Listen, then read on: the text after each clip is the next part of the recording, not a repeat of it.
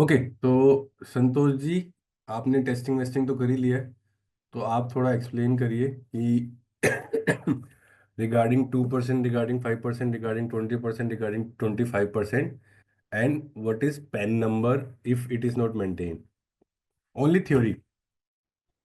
Sure, no problem. Hmm. Thank you, sir. So, what we did yesterday is that I was doing the testing. So, वहाँ पे क्या हुआ कि I made the the tax code WST code at 10%. जब हमने जब मैंने फिर एंट्री WST एंट्री पोस्ट करने के लिए गया, so I cleared everything, but still system was telling that the PAN number was missing, right? Then I went back. So then I tried to again post it. I park it. So all things that happened, but system did not allow it. उसके बाद फिर मैंने जाके वहाँ पे उसको 20% किया because tax PAN number was not declared. मैं सोचा कि सिस्टम उसको एक्सेप्ट करेगा। उसके बाद भी सिस्टम ने उसको एक्सेप्ट नहीं किया। System was telling that the PAN number was missing. बोला ठीक है, so 20% is the border, let me increase that, right? So I made it 25%। तब भी सिस्टम ने एक्सेप्ट नहीं किया। तो सिस्टम वाज टेलिंग दैट कि PAN number was not available. So मैंने बीपी में गया, जाके फिर under the general tab, so I updated the PAN number of the vendor. जब मैंने पैन नंबर वहाँ पे अपडेट किया, फिर देन सिस्टम एक्सेप्टेड 10%, 20% एंड 25%। सो ये कंक्लूजन ये है। लाइक हमने बात में प्रीवियसली बात किए थे, इसी के लिए हमने बात कर रहे थे कि CIN number and pan number was mandatory. यहाँ पे मैंडेटरी नहीं है। लेकिन नहीं, ये बात ये है कि यहाँ पे भी मैंडेटरी है, जो कि विदाउट द पैन नंबर हम कोई WST entry against any of the vendor हम पोस्ट नहीं कर सकते। सो पैन डिक्लेयर करना under the BP, it is mandatory. ठीक है। Did a, I miss anything, sir? नहीं नहीं, ग्रेट संतोष। अच्छा, किसी को कोई डाउट जो संतोष जी ने आपको बताया है? कोई क्वेश्चन? तो यहाँ सुरेंद्र पर सागर। सर, यहाँ पर कोई हम नोटिस वो नहीं लगा सकते क्या कि जरूरी है कि हम पैन नंबर डालें और तभी सिस्टम एक्सेप्ट करे कि डब्ल्यू टैक्स कटे? हाँ, मतलब हम उसको बाईपास कर सकते हैं वैसे? देखो, बाईपास तो कर सकते हैं, पर बाईपास करना क्यों है? गवर्नमेंट के रूल को बाईपास क्यों करना है? नहीं, जैसे अभी हमारा कोई और सिस्टम है, जैसे मैंने अभी एक ओरेकल में देखा था, मेरा एग्जिस्टिंग कस्टमर था। उसमें हाँ अगर हम पैन नंबर नहीं डाल रहे ना सर, तो हाँ। सिस्टम ऑटोमेटिकली 20% डिडक्ट कर रहा था। तो मतलब मुझे वो समझ नहीं आ रहा था ऐसा उन्होंने क्या किया हुआ है, और S/4HANA में नहीं है वो फीचर्स, या फिर नहीं हमें नहीं, वो। हाँ। एस फोर हाना में भी है वो सब। हाँ। बट उन्होंने क्या किया वो मुझे नहीं पता। एस हम्म। फोर हाना में कैसे करना है मैं उसका आपको आइडिया दे सकता हूँ। बट कुछ भी बाईपास करने से पहले आपको ये सोचना है कि बाईपास करना ठीक है या नहीं है। हम्म। उन्होंने जो किया ओरेकल में, उन्होंने बाईपास नहीं किया। हाँ, उन्होंने उन्होंने वही बाईपास तो नहीं किया। हाँ, उन्होंने बाईपास नहीं किया। उन्होंने ये कहा कि अगर आप पैन नंबर नहीं डाल रहे हो, ठीक है हाँ, सर, तो सिस्टम क्या कर रहा है ऑटोमेटिकली, जो बीस गवर्नमेंट का परसेंट रूल है कि काट रहा है। 20%, हाँ 20% डिडक्ट कर रहा है। बट अपने हाँ, SAP में क्या हो रहा है कि हमें डिफाइन करना पड़ रहा है नहीं नहीं 10%, नहीं, 5%। हाँ। सुरेंद्र जी, अब सारी चीजें आप कह रहे हो कि ऑटोमेट कर, आपको ट्रेनिंग में ऑटोमेशन मिल जाए। ट्रेनिंग में कभी ऑटोमेशन नहीं दिखेगा आपको। नहीं नहीं, मेरे को चाहिए भी नहीं। मैं बस आपसे ये कंफर्म कर रहा हूँ कि ऐसी अवेलेबिलिटी है सिस्टम में, या सब हम। कुछ जो आप सोच सकते हो, जो आप सोच सकते हो वो सब कुछ हो सकता है एसएपी में। नहीं नहीं, SAP में हो सकता है, बट ये हम FI वाले कर सकते हैं, या फिर हमें इसके लिए भी डिपेंडेंट होना पड़ेगा एपिक वालों पे? सर, आपको डिपेंडेंट होना ही पड़ेगा। जो चीज ठीक है। एफआई नहीं कर पाएगा उसके लिए अबैप के पास जाना पड़ेगा आपको। ओके। और ओरेकल वाले में भी आप कह रहे हो 20% वो काट रहा है। आपको हाँ पता है हाँ। वो खाली एफआई वाले ने किया है या उसको भी, उसने भी किसी टेक्निकल नहीं नहीं, कंसल्टेंट? वो तो मैंने खैर पूछा ही नहीं खैर उससे। हाँ, तो वही कह रहा हूँ। हाँ। हो सकता है, कैसे होगा वो, आप सारी चीजें आप नहीं कर सकते। अभी जब हम्म। आप रियल टाइम में एस पर आना में काम करोगे ना, 1 2 साल बाद आप कहोगे यार इसमें ये तो फीको तो खत्म ही नहीं हो रहा। अभी मुझे 10 साल का फीको का एक्सपीरियंस है। मुझे अभी हम्म। भी मैं कहता हूँ कि ये चीज मुझे सीखनी है, ये चीज सीखनी है। फीको खत्म नहीं हो रहा। नहीं, करेक्ट। ये जो सर, ये जो वैलिडेशन है, ये हम लगा सकते हैं वैसे? ये हम हमें नहीं ना? वैलिडेशन हम लगाते हैं, हम लगा सकते हैं। वैलिडेशन का मतलब होता है रोकना। हाँ, रोकना, ठीक है। बट आपको तो पहले ही रुक रहा है पैन नंबर पे, तो और क्या हाँ। रोकना है आपको? आपको तो आगे लेके जाना है ना, तो वैलिडेशन काम हाँ। नहीं करेगा वहां पे। अच्छा। वहां पे कुछ तो और फिर वो काम एबेप करता के है। लिए जाना पड़ेगा सर हमें? किसके लिए? ऐप के पास जाना पड़ेगा? वैलिडेशन में भी वेब के पास जाना पड़ता है। ओके, ठीक है, ओके। वैलिडेशन आप खुद भी लिख सकते हो, अगर हम्म वो आप लिख पा रहे हो। अगर आपको लगता है कि नहीं मेरा इतना बड़ा लॉजिक है, हम्म। फंक्शनली मैं नहीं लिख पाऊंगा, तो उसके लिए आपको वेब के पास जाना पड़ेगा। ओके, ठीक है सर। तो पहले पहले थ्योरी समझते हैं, फिर हम समझते हैं क्या क्या सिनेरियो में हम इसको सॉल्व कर सकते हैं। बाईपास करना है या करेक्टली पोस्ट करना है या इसको स्टॉप करना है, वो सब समझते हैं। पहले देखिए पेन नंबर तो यहाँ मेंटेन है। अगर पेन नंबर मेंटेन है, चाहे ईसीसी है या एस4 हाना है।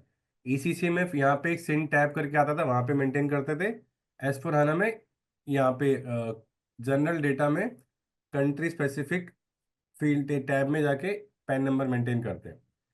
अगर मेंटेन है तो you are allowed to do posting, जितने भी परसेंटेज आप ले रहे हो, 2%, 5%, 7%, 10%, 12, जितना भी ले रहे हो।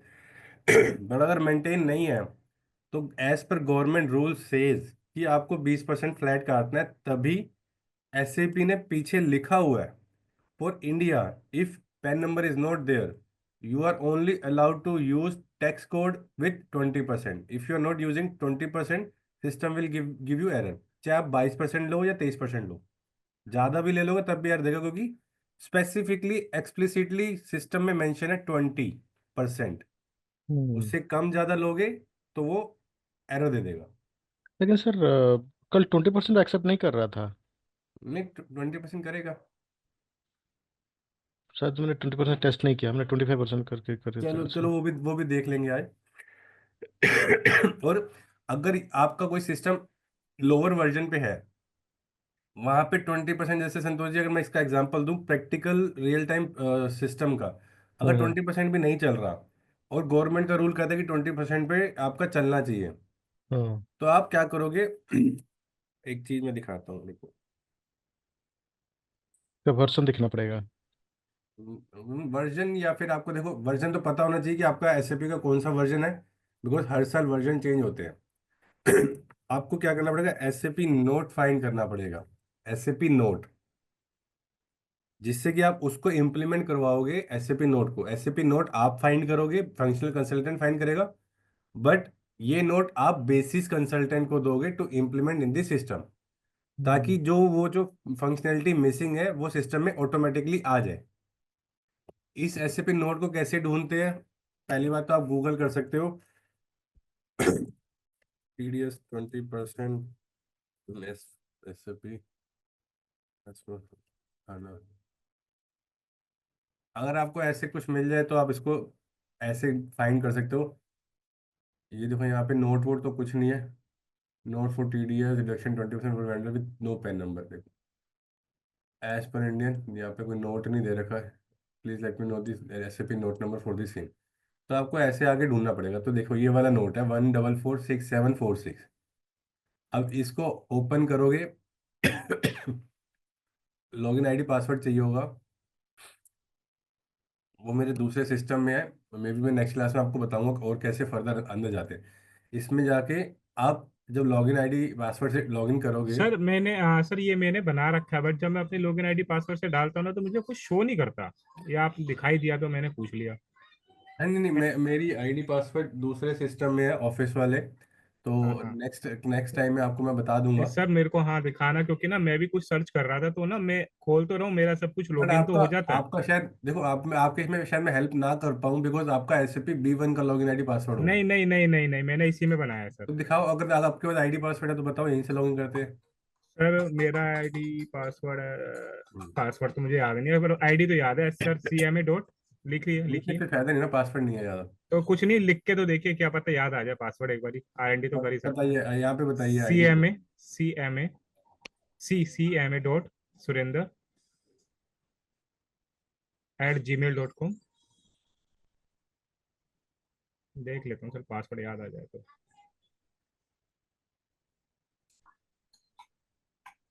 हाँ तो सर कैप्स में उद्भिद गर्ग। कैप्स कैप्स में। U हाँ। DVITH D। आगे भी कैप्स में। नहीं नहीं, बस यही है। अच्छा, D। यू कैप्स में, फिर उसके बाद डी। हाँ, VITH VITH। GARG क्या बोला? GARG Garg. GARG @ @ 123 123 $#। Dollar hash.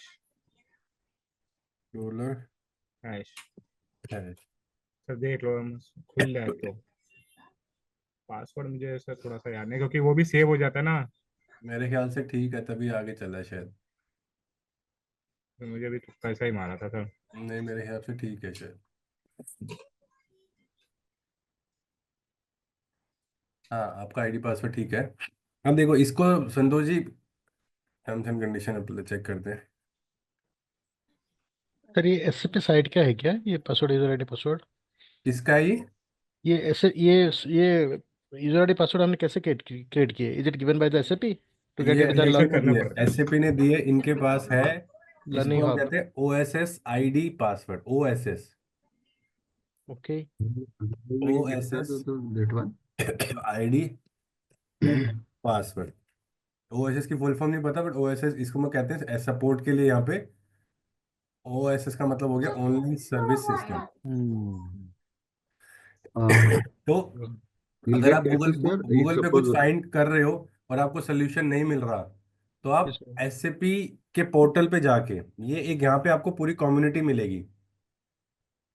यहाँ पे आपको फाइंड कर सकते हो। देखो इनके पास भी पूरा ऑथराइजेशन नहीं है, या फिर unable to fetch due to server में भी कुछ इश्यू हो सर्वर पे, तभी डेटा नहीं आ रहा, या फिर ये आईडी इनकी एसएपी B1 के थ्रू बनी होगी, तो शायद ये डेटा ना दिखा रहा हो।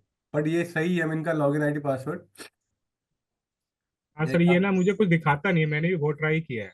एक काम नहीं, पर ये आपका सही है लग रहा है मुझे। P यूजर भी है, S यूजर भी होता है वैसे। एक काम करता हूँ, मैं अपना दूसरा सिस्टम खोल के चेक ही कर लेता हूँ।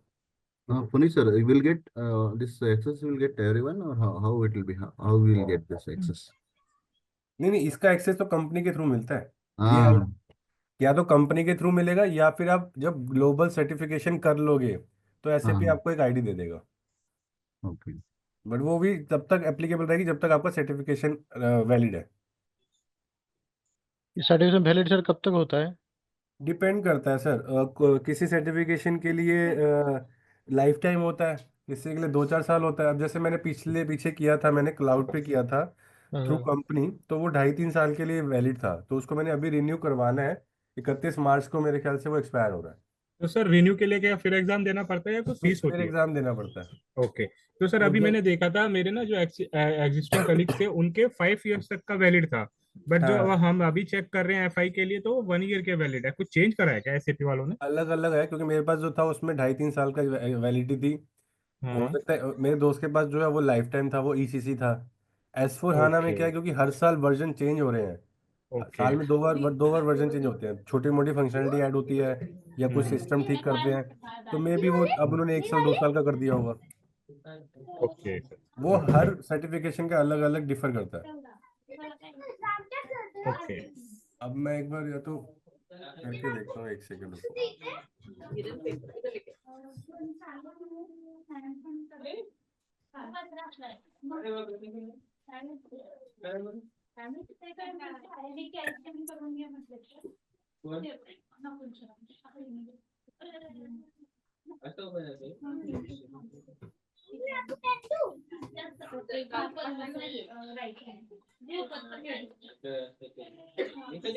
एक ये S यूजर है, ये P सर यूजर है। इसका फर्क क्या है, एस यूजर और पी पता यूजर का नहीं, फर्क? नहीं इसका आइडिया नहीं है। अच्छा। तो सर ये पी वाला ही खोलो ना जो मेरे पास है, उसमें ऐसा मेरे में अब फर्क वो क्यों आ पता नहीं ना कौन सा ठीक होता है, तो फिर ट्राई करना पड़ता है किसमें डेटा आ रहा है। रहा है? ओके। तो ये मुझे बता देना अब हम सबको कि कौन से वाला लॉगिन करना बनाना है हमें। नहीं नहीं, बनाने नहीं, आप खाली अपना सर्टिफिकेशन करते हो, ऐसे भी अपने आप बना के देता है। मैंने ना P ओके। बनाया ना S बनाया है। वैसे ओके। S, वैसे S होता है। ओके। मैंने जितनों को देखा S देखा है, P एडिड एडवांटेज होगा या कुछ होगा। देखो अब ये मेरा पोर्टल खुल गया। हम्म। देखो तो यहाँ पे। मतलब ये सर जब एसएपी वाले देंगे हमें, जब भी खुलेगा क्या हमें? हाँ, तो SAP वाले यार, मुझे इसका आइडिया नहीं है। आपको क्या तो कैसे मेरे पता जो चले? एग्जिस्टिंग कलीग्स हैं उन्होंने तो कोई सर्टिफिकेशन नहीं किया, उनका खुलता है सर, बट मेरे में कुछ नहीं दिखता, ऐसा समझ में नहीं आया आज तक। तो उनसे या तो ना यहाँ पे वो टिकट बताते रेंज तो नहीं है भर। सर, दिक्कत तो यही है ना सर, सबके अंदर इन्फ्लेक्सिव कॉम्प्लेक्स इतना होता है कि कुछ नहीं बताते। नहीं नहीं, वो तो ठीक है, इतना कोई वो नहीं है कि आपको सारी चीजें यहीं से मिलेंगी। ये नहीं फिर भी कुछ दिख जाए, मतलब कुछ दिखता ही नहीं है फिर। जैसे आपका भी लॉगिन करके कुछ दिख तो रहा है, हमारे में कुछ दिखता ही नहीं। मैं तो वैसे इसको यूज भी बहुत कम किया है मैंने। मैं तो जब भी यूज करना होता है मैं तो बल्कि दोस्तों का लेता हूँ, क्योंकि मेरे को अपना पासवर्ड आईडी याद ही नहीं होता। बाई चांस मैंने डाला और मेरे को एंटर किया तो सही डाला है। तो मेरा भी सर ऐसे ही तुक्का लग गया था। अब देखो ये वाला एसएपी नोट हमने ढूंढा, अब इसके बारे में हाँ पढ़ना हाँ। है कि इस एसएपी नोट में है क्या। हाँ सर, यही तो चीज समझ नहीं है सर, ये नहीं 6 दिखता हमें कहीं भी। 7 4 6। ठीक है, अब मैंने इसको सर्च किया। फिर गलत डाला है सर कुछ। नहीं नहीं नहीं, आगे। देखो अब ये एक हाँ नोट है जो मैंने डाला था, ये उसने उसको दिखा दिया। इसको ओपन करते हैं, इसके आगे नीचे और भी नोट है, 3 3। हाँ हाँ हमने सर्च यही वाला किया है, बट हाँ हाँ। इसमें और भी नोट दिए क्योंकि वो पेन से रिलेटेड है। तो आपको अगर पढ़ना है तो आप देख सकते हैं, इसके हेडिंग से आप समझ सकते हैं कि ये सही, यही वाला नोट हमें पढ़ना है या कोई और पढ़ना है। तो तो सर हमें ये बताओ। चीज आने के लिए हमें क्या एसएपी क्या इसी सर्वर पे आना पड़ेगा, या गूगल पे भी हमें दिख जाएंगे नोट्स? मतलब जैसे अभी आप यहाँ इस एसएपी के आईडी से लॉगिन करके यहाँ पर हमें ये नोट्स दिखा रहे हो, बट ये हाँ गूगल पे अवेलेबल होंगे, हमें गूगल पे हम देख सकते हैं ये नोट्स? हाँ, तो ये गूगल पे है तो सही, ये देखो लिंक, किसी ने लिंक डाल रखा है पूरा। अगर अब मैंने लॉगिन कर दिया तो मैं इसी को ओपन करूंगा तभी ओपन हो जाएगा वो। ओके। गूगल पे होता है बट आपको वो ढूंढना पड़ता है, यहाँ पे भी ढूंढना ही है।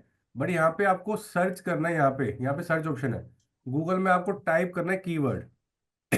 ये तो सर सपोज इसने मेरे वही पास बोल यहाँ पे दिया। भी मेरे पास नोट नंबर नहीं है, मैं डाल रहा हूँ हाँ 20% PAN note, 20% PAN note available. यहाँ पे भी मैं कीवर्ड ही डाल रहा हूँ, तो मैं सर्च करता हूँ। अब देखो बड़े सारे नोट आ गए, एक ये वही वही वाला वही नोट आ आ गया गया, सर पहले वाला ही। ये वाला नोट आ गया कुछ। तो आपको डिसाइड करना है कि कौन से नोट में जाके आपको तो सर चेक करना है। एक बारी ना ये आप पता करके बताना कि सर हमारी आईडीज पे मतलब ऐसा क्या है कि जो सर वो नहीं खुल वो रहा है। मुझे नहीं पता चल पाएगा ना, मैं कस्टमर केयर पे कॉल करने बैठूंगा नहीं और नहीं किसी को नहीं, पता। अगर आपके जो फ्रेंड्स नहीं वगैरह नहीं नहीं सर्कल में। पता होगा सर, ये सब इतना कोई वो नहीं करता है और इतना मेहनत करने वाला काम है किसी के पास कोई करेगा भी नहीं। मतलब जिसके पास चलिए आईडी है वो अगर चेक कर पा रहा तो कर पा रहा, नहीं कर पा रहा तो उसको पता ही नहीं होगा क्यों नहीं आ रहा। ठीक है। तो अगर आपको करना है तो अगर यहाँ पे कोई कस्टमर केयर का कुछ होता तो कस्टमर केयर पे आप कर सकते हैं। नहीं फिर रहने दो सर, मैं देख लूंगा। ठीक है, अब यहाँ पे देखिए मैंने ये ठीक है। नोट खोला। अब इस नोट में हमें पढ़ना है कि इसमें नोट में लिखा क्या है। पहले तो डिस्क्रिप्शन देख लो, अगर आपको लग रहा है ये ठीक सा नोट लग रहा है तो आप इसको रीड करो। अब इस नोट को रीड करने का भी वो होता है तरीका। सिम्टम्स, सबसे पहले पढ़िए सिम्टम्स कि according to budget announcement from October 2009, 2009 में अनाउंस हुआ था इंडिया में। इफ वेंडर और customer does not submit PAN detail then 20% tax rate shall be applicable for all the business transaction. ये अब मैं वही तो कर रहा हूँ, हमें हमें नहीं याद रखना कि क्या अनाउंसमेंट हुआ था, बजट में क्या लो है, वो बिजनेस बताएगा। बट आपको पता होना चाहिए अगर ये बिजनेस की रिक्वायरमेंट आ रही है तो हमें इम्प्लीमेंट करनी है। ये तो मैंने कर रखा है, इसलिए मैं आपको बार बार फोर्सफुली बता रहा था कि 20% फ्लैट काटना है। अगर मुझे नहीं पता होता तो मैं नहीं बताता 20%, मैं कहता सिस्टम रोक रहा है, 20% अगर डालोगे तो वो चलाएगा। बट गवर्नमेंट का रूल है तो एसएपी गवर्नमेंट के रूल के हिसाब से ही बनता है। अगर गवर्नमेंट कोई रूल चेंज कर देगी, इसको 25 कर देगी, तो एसएपी पीछे चेंज कर देगा। फिर चेंज करेगा, कोई ना कोई आपको नोट नंबर देगा, कहेगा इस वाले नोट को इम्प्लीमेंट कर दो अपने सिस्टम में, वो 20 को चेंज करके 25 कर देगा। इसलिए एसएपी नोट होता है। नोट जो होते हैं वो इसी काम के लिए होते हैं कि छोटे मोटे चेंजेस आ गए, आपको कुछ नहीं करना कॉन्फ़िगरेशन में चेंज, बैकएंड में चेंज करना है तो एसएपी नोट कहता है कि ये इंप्लीमेंट कर दो नोट। इस नोट को इंप्लीमेंट करने का तरीका भी मैं थोड़ा सा बता सकता हूँ आपको, बट ये आपको करना नहीं है। एक से कई बार इंटरव्यू क्वेश्चंस में पूछ लेते हैं कि एसएपी नोट क्या है, ओएसएस आईडी क्या है, या आप एसएपी टिकट टिकट रेस करते थे, ओएसएस रेस करते थे, तब आप ऐसे बता सकते हो ये सब चीजें। एस नोट में जाके, ये ट्रांजैक्शन कोड है एस नोट, यहाँ पे अपना नोट नंबर डालो। हम्म। बताओ क्या हो गया? ये कौन सा गलत है बताओ मुझे। दीदी पहले मैं पेपर चेक करूँ, मुझे परेशान मत करो। बट सर इस नोट को तो हमारे को एक्सेस नहीं है एक्सेस करने का, फिर हम नोट नंबर कैसे डालेंगे वहाँ पे? सर अगर हम इसको किसका एक्सेस पर्टिकुलर नहीं, एस पेज नोट को, का? नहीं सर जो आपने अभी वो तो आपको अभी डालना हाँ। ही नहीं है ना। मैं वो देखो, अब आप आपकी कंपनी ने एक्सेस नहीं दिया तो उसमें मैं कुछ नहीं कर सकता। अच्छा अच्छा। अगर आपको नोट ढूंढने हैं तो अपने फ्रेंड के साथ बैठ के ढूंढ लो जिसके पास एक्सेस है, नहीं तो गूगल करके ढूंढो यहाँ पे। अगर मेरे पास एक्सेस नहीं होता तो मैंने गूगल कर लिया था ये इसके डिस्क्रिप्शन से मुझे लग रहा है हाँ कि यही वाला नोट होगा ओके, जो मुझे गूगल पे भी पड़ा है ना, ठीक है। देखो पढ़ा सब कुछ गूगल पे ही है, ओके बट आपको ढूंढना कीवर्ड वो सब यूज करने हैं ताकि आपको, देखो अब ये भी कोई एक नोट है बट इसका डिस्क्रिप्शन नहीं दिया तो मुझे नहीं पता किस चीज का नोट है, वैसे यही यही वाला नोट है बट इसमें डिस्क्रिप्शन भी दिया तो समझ आ रहा है कि हाँ हमारे मतलब का नोट है। ओके। देखो यहाँ पे भी दिया हुआ है। अब ये देखो कुछ और भी बता रहा है, since I am SAP EHP 6, ये पैच होता है, मतलब ये ECC का SAP है, SAP ECC है। Do I need to manually apply through ABAP SAP note. तो ये सब चीज़ें आपको गूगल से ढूंढनी पड़ेंगी। अगर आपको ये मिल गया, सिस्टम में कैसे देखते हैं मैं वो बता रहा हूँ। यहाँ पे अपना SAP नोट नंबर डालो, एस नोट ट्रांजेक्शन कोड में, डाउनलोड पे आ जाओ और एग्जीक्यूट करो। देखो ये टेस्ट सिस्टम है इसलिए उसने कुछ बताया नहीं इस नोट के बारे में, वो ढूंढ नहीं पाया इस नोट को सिस्टम में, वो बता रहा RFC डेस्टिनेशन, डेस्टिनेशन ढूंढनी पड़ती है वो, इसकी वजह से कुछ एरर आ रहा है। ये अब टेक्निकल है, ये बेसिस का काम है। सपोज आपको मिल जाता है तो आपको क्या है, यहाँ पे ऐसे ये नोट लिखे हुआ आ रहा है ना नीचे, आपको वो नोट नीचे लिखा हुआ आएगा ऐसे, और यहाँ पे लिखा होगा कैन नॉट बी इम्प्लीमेंटेड या कैन बी इम्प्लीमेंटेड। अगर कैन नॉट बी इम्प्लीमेंटेड है इसका मतलब वो नोट या तो आपके सिस्टम के लिए रेलिवेंट नहीं है या ऑलरेडी इम्प्लीमेंट है, या अगर कैन बी इम्प्लीमेंटेड है तो आप इम्प्लीमेंट कर सकते हैं उस नोट को। बाकी काम इसमें आगे आपको नहीं करना, आपको या तो बेसिस का करेगा या वेब कंसल्टेंट करेगा। क्लियर? या यस सर, सर। ओके। मैं थोड़ा स्क्रीन शेयर करूँ क्या? हाँ हाँ करिए।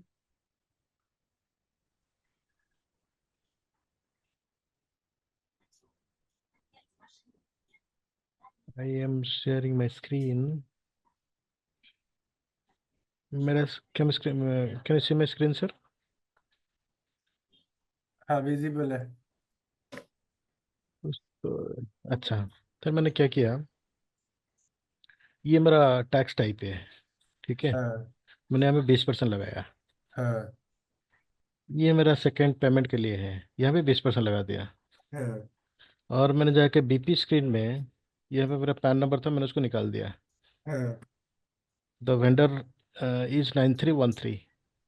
तो hmm. Ideally when I post invoice, this should accept the 20% tax rate, right? हाँ हाँ। चलो मैं दोबारा पोस्ट करता हूँ।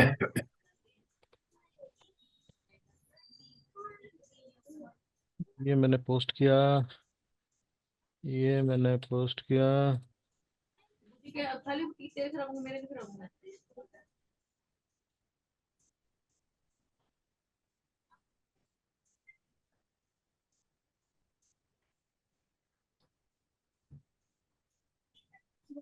हाँ हाँ।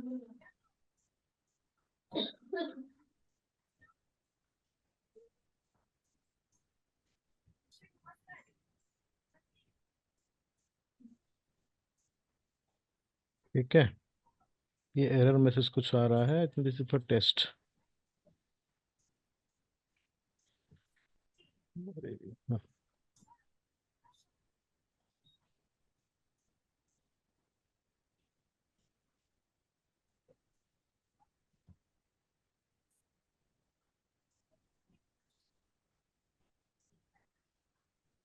Okay, now post it. Hmm. It's 20%। No tag, no PAN number there. Hmm.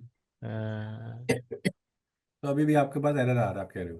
Yes. तो अब देखो एरर आ रहा है तो अगर मैं आपको बताऊं कि आपको क्या करना चाहिए तो पहले आप मुझे थोड़ा सा हिंट दो, अगर आपके पास एरर आएगा तो क्या करोगे? सर मैं जाके वही गूगल में देखूंगा। हाँ तो R&D करके आप उसको देखोगे कि भैया 20%, तो SAP भी कह रहा है कि 20% पे अलाउ करेगा, बट नहीं What? कर रहा। This is however not possible since the pan of the vendor of the doc customer is missing. Tax applicable is not 20%. SAP भी यही कह रहा है कि if 20% then you can do the posting.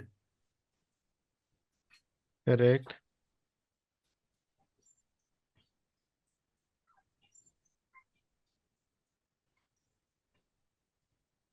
Sir लेकिन हमने यहाँ पे 20% तो अपडेट किए हैं इन द टैक्स कोड। तो वही तो कह रहा हूँ, आपने तो सही कर रहे हो, मतलब सिस्टम नहीं कर रहा ना पोस्ट।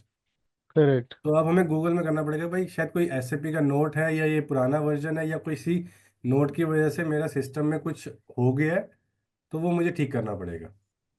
अब वो वही चेक करना पड़ेगा कि किस वजह से हुआ, क्या है। उसके लिए R&D करनी पड़ेगी, उसके लिए गूगल करना पड़ेगा पूरा।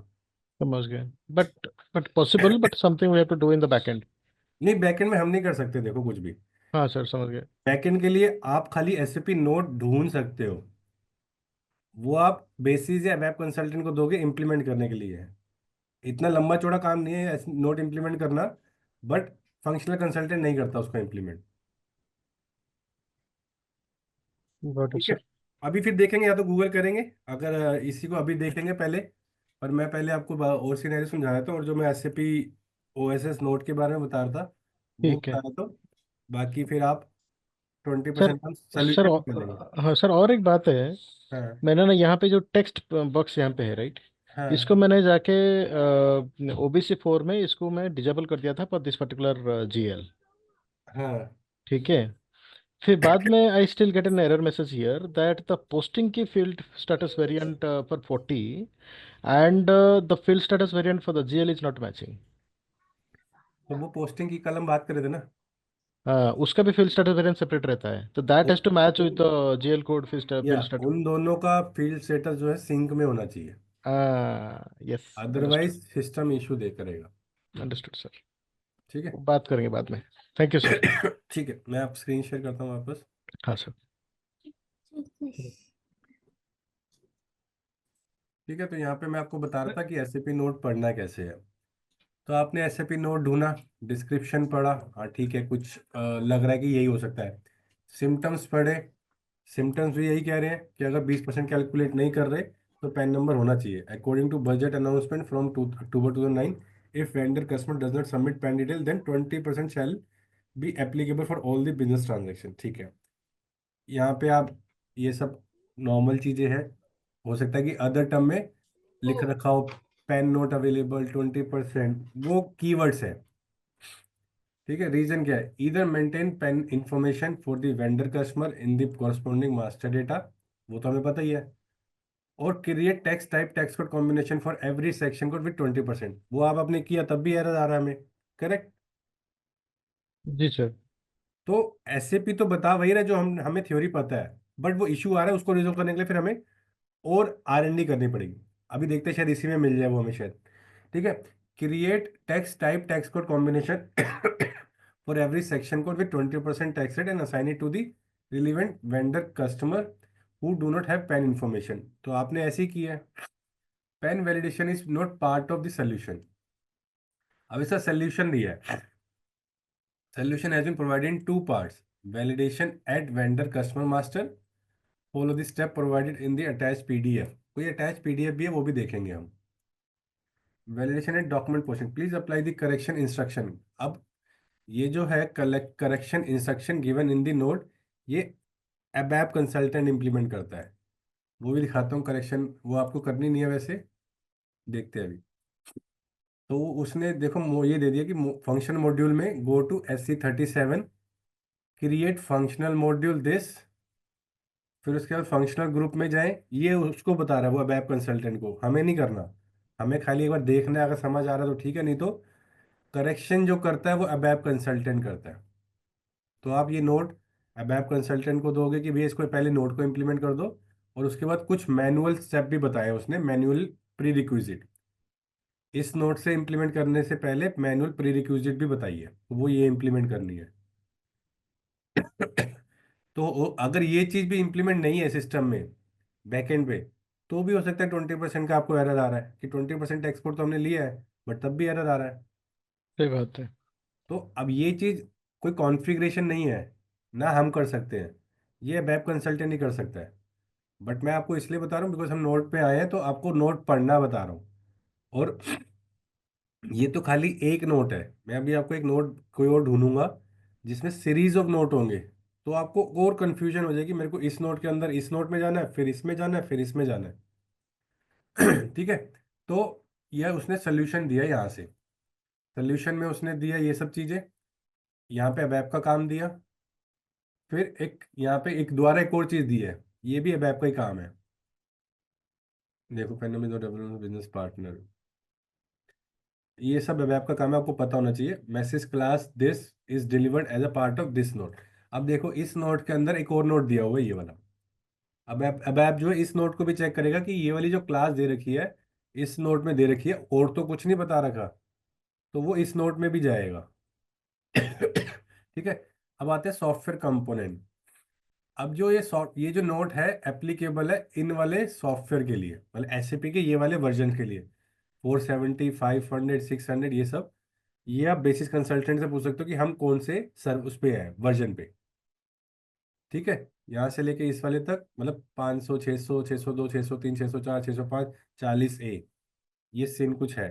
तो ये बेसिस वाला बताएगा कि हम कौन से वाले वर्जन पे हैं। ठीक है। अब करेक्शन भी दे रखी है, देखो ये करेक्शन इंस्ट्रक्शन। यहाँ पे ये अबैप वाला चेक करेगा, देखो 7 करेक्शन दे रखी है, और यहाँ पे देखो 7 वर्जन है, 1, 2, 3, 4, 5, 6, 7। तो एसएपी ने 7 वर्जन के लिए 7 करेक्शन है, हर वर्जन के लिए अलग करेक्शन है। अगर आप इसके अंदर जाओगे, तो अगर आपका सिस्टम 500 पे है तो आप 500 वाली करेक्शन करोगे। और देखो कोड चेंज यहाँ पे दे रखा है, ये देखो ये सब अब ऐप को इम्प्लीमेंट करना है सिस्टम में। ये आपका काम नहीं है, बट आपको देखना आना चाहिए, वो भी नहीं आना चाहिए वैसे तो, बट मेरे को पता है इसलिए मैं आपको बस समझा रहा हूँ। देखो यहाँ पे एक और ये नोट लिखा हुआ है जो हमने अभी ढूंढा था, यहाँ पे एक नोट लिखा हुआ है, यहाँ पे ये सेम है। फिर ये सब इम्प्लीमेंट करेगा वेब पर। ये है कोडिंग एसएपी की, इसको कहते हैं अबैप लैंग्वेज। ठीक है। ये सारी चीजें इम्प्लीमेंट करेगा अबैप कंसल्टेंट। देखो जैसे जैसे एसएपी ने बताया वैसे वैसे करेगा, ये सब पूरा इम्प्लीमेंट करेगा। उसके बाद आप फिर टेस्ट करोगे कि आपका सही चल रहा है नहीं चल रहा। अब ये देखो ये सिन 40A के लिए था। अगर आपका सिस्टम 600 पे है तो आप 600 पे क्लिक करो, उसका कोड अलग है। अगर आपका सिस्टम 604 है तो आप 604 का चेक करोगे और 604 इम्प्लीमेंट करोगे। फिर जब वो इम्प्लीमेंट कर देगा, फिर आप टेस्टिंग करोगे कि सब कुछ सही चल रहा है नहीं चल रहा। अगर सही चल रहा होगा तो ठीक है, अगर नहीं सही चल रहा होगा तो आप फिर उसको बोलोगे सही नहीं चल रहा है, एक बार दोबारा चेक कर लो। अगर वो कहेगा कि नहीं मैंने फिर भी सब कुछ सही लगा दिए जैसे जैसे दिया एसएपी ने, उसके बाद भी नहीं चल रहा, तब हम टिकट रेस कर सकते हैं, या फिर हम दोबारा कोई और नोट ढूंढ सकते हैं कि जो हमारा इशू रिजोल्व करेगी। शायद हो सकता है कि ये जो आपने ढूंढा नोट, ये 2010 का है, देखो ये बहुत पुराना हो गया। तो आप हो सकता है लेटेस्ट नोट ढूंढो, और देखो इसमें 8 करेक्शन है, 23 वर्जन रिलीज हुए हैं इसमें, इस वाले नोट के। मतलब 23 बार नई चीजें ऐड हुई है, कभी कुछ ऐड किया कभी कुछ ठीक किया है, 23 बार किया है। ठीक है। थोड़ा समझ आया ऐसे पे नोट। हाँ सर। ठीक है। अब इसके बाद नीचे जाते हैं, वो अटैचमेंट है हमारे पास, देखो ये अटैचमेंट है हमारे पास। अटैचमेंट में ना कॉन्फ़िगरेशन का काम दिया होता है ज़्यादातर, या कुछ ना कुछ मैनुअल एक्टिविटी दी होती है। अब ये यूज़र एग्जिट है, यूज़र एग्जिट स्टेप दे रखा है, ये वेपर का काम होता है। इसमें देखते हैं क्या है। हो सकता है नोट में फंक्शनल काम भी दे रखा हो, तो वो चीज़ वो आपको करनी है। इसमें सारा जो है टेक्निकल काम दे रखा है, ये सारा जो है टेक्निकल है, आपको करवाना है वेब कंसल्टेंट से ये सारा। देखो यहाँ पे सब कुछ लिखा हो, पेन+9, ये कुछ दे रखा है, ये टेक्निकल लैंग्वेज लिख रखी है।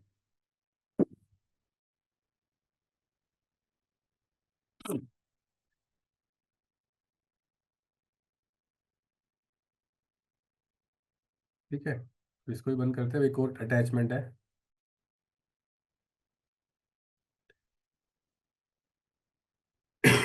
ये आपके लिए दे रखा थ्योरी कुछ। PAN note available, you want to post the document, this is how not possible since PAN of the element vendor master is missing the text, और टैक्स एप्लीकेबल इज 20%। ये आपके लिए नोट दे रखा है, और वो बता रहा है कि आपको करना क्या। और देखो ये ईसीसी का नोट है, S4 आने के लिए नहीं है। वो कह रहा है सिन डिटेल में जाके मेंटेन करना है आपको।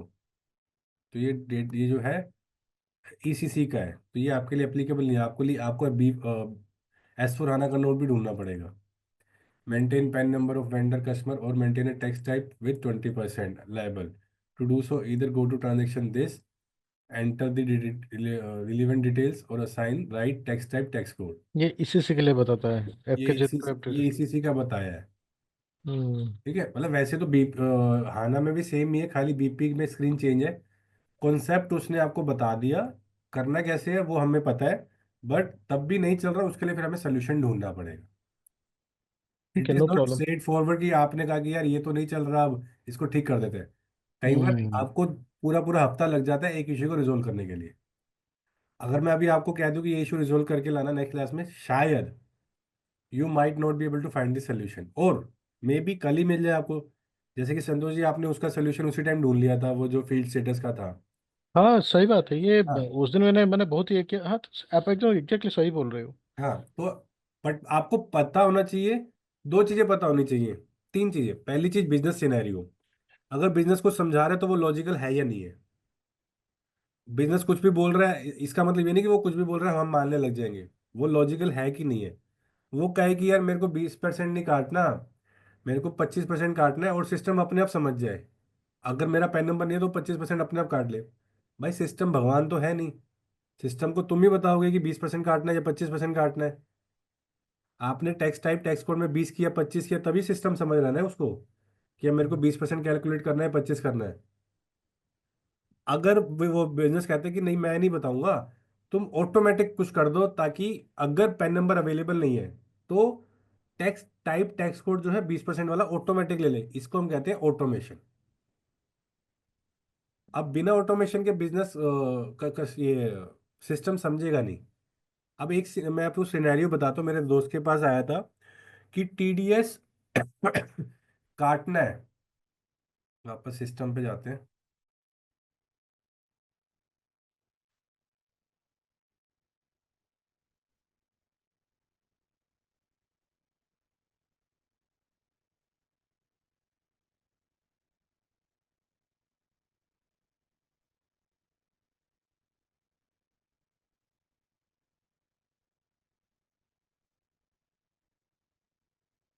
अब बिजनेस को कैसे पता चलेगा दिल्ली लोकेशन के लिए, आप सेलेक्ट करोगे तभी पता चलेगा ना। यहाँ पे अगर मेरे पास 30 बिजनेस प्लेस सेक्शन कोड बने होंगे, सिस्टम अपने आप तो नहीं समझ सकता कि मैं किसके लिए काटूं। सिस्टम को आप बताओगे ना, या फिर आपको कुछ ना कुछ लॉजिक लगाना पड़ेगा ऑटोमेशन करना है तो। अब वो लॉजिक के लिए फिर बहुत सारी चीज़ें सोचनी पड़ती हैं। ठीक है, ये मेरा इनवॉइस एंटर कर रहा हूँ।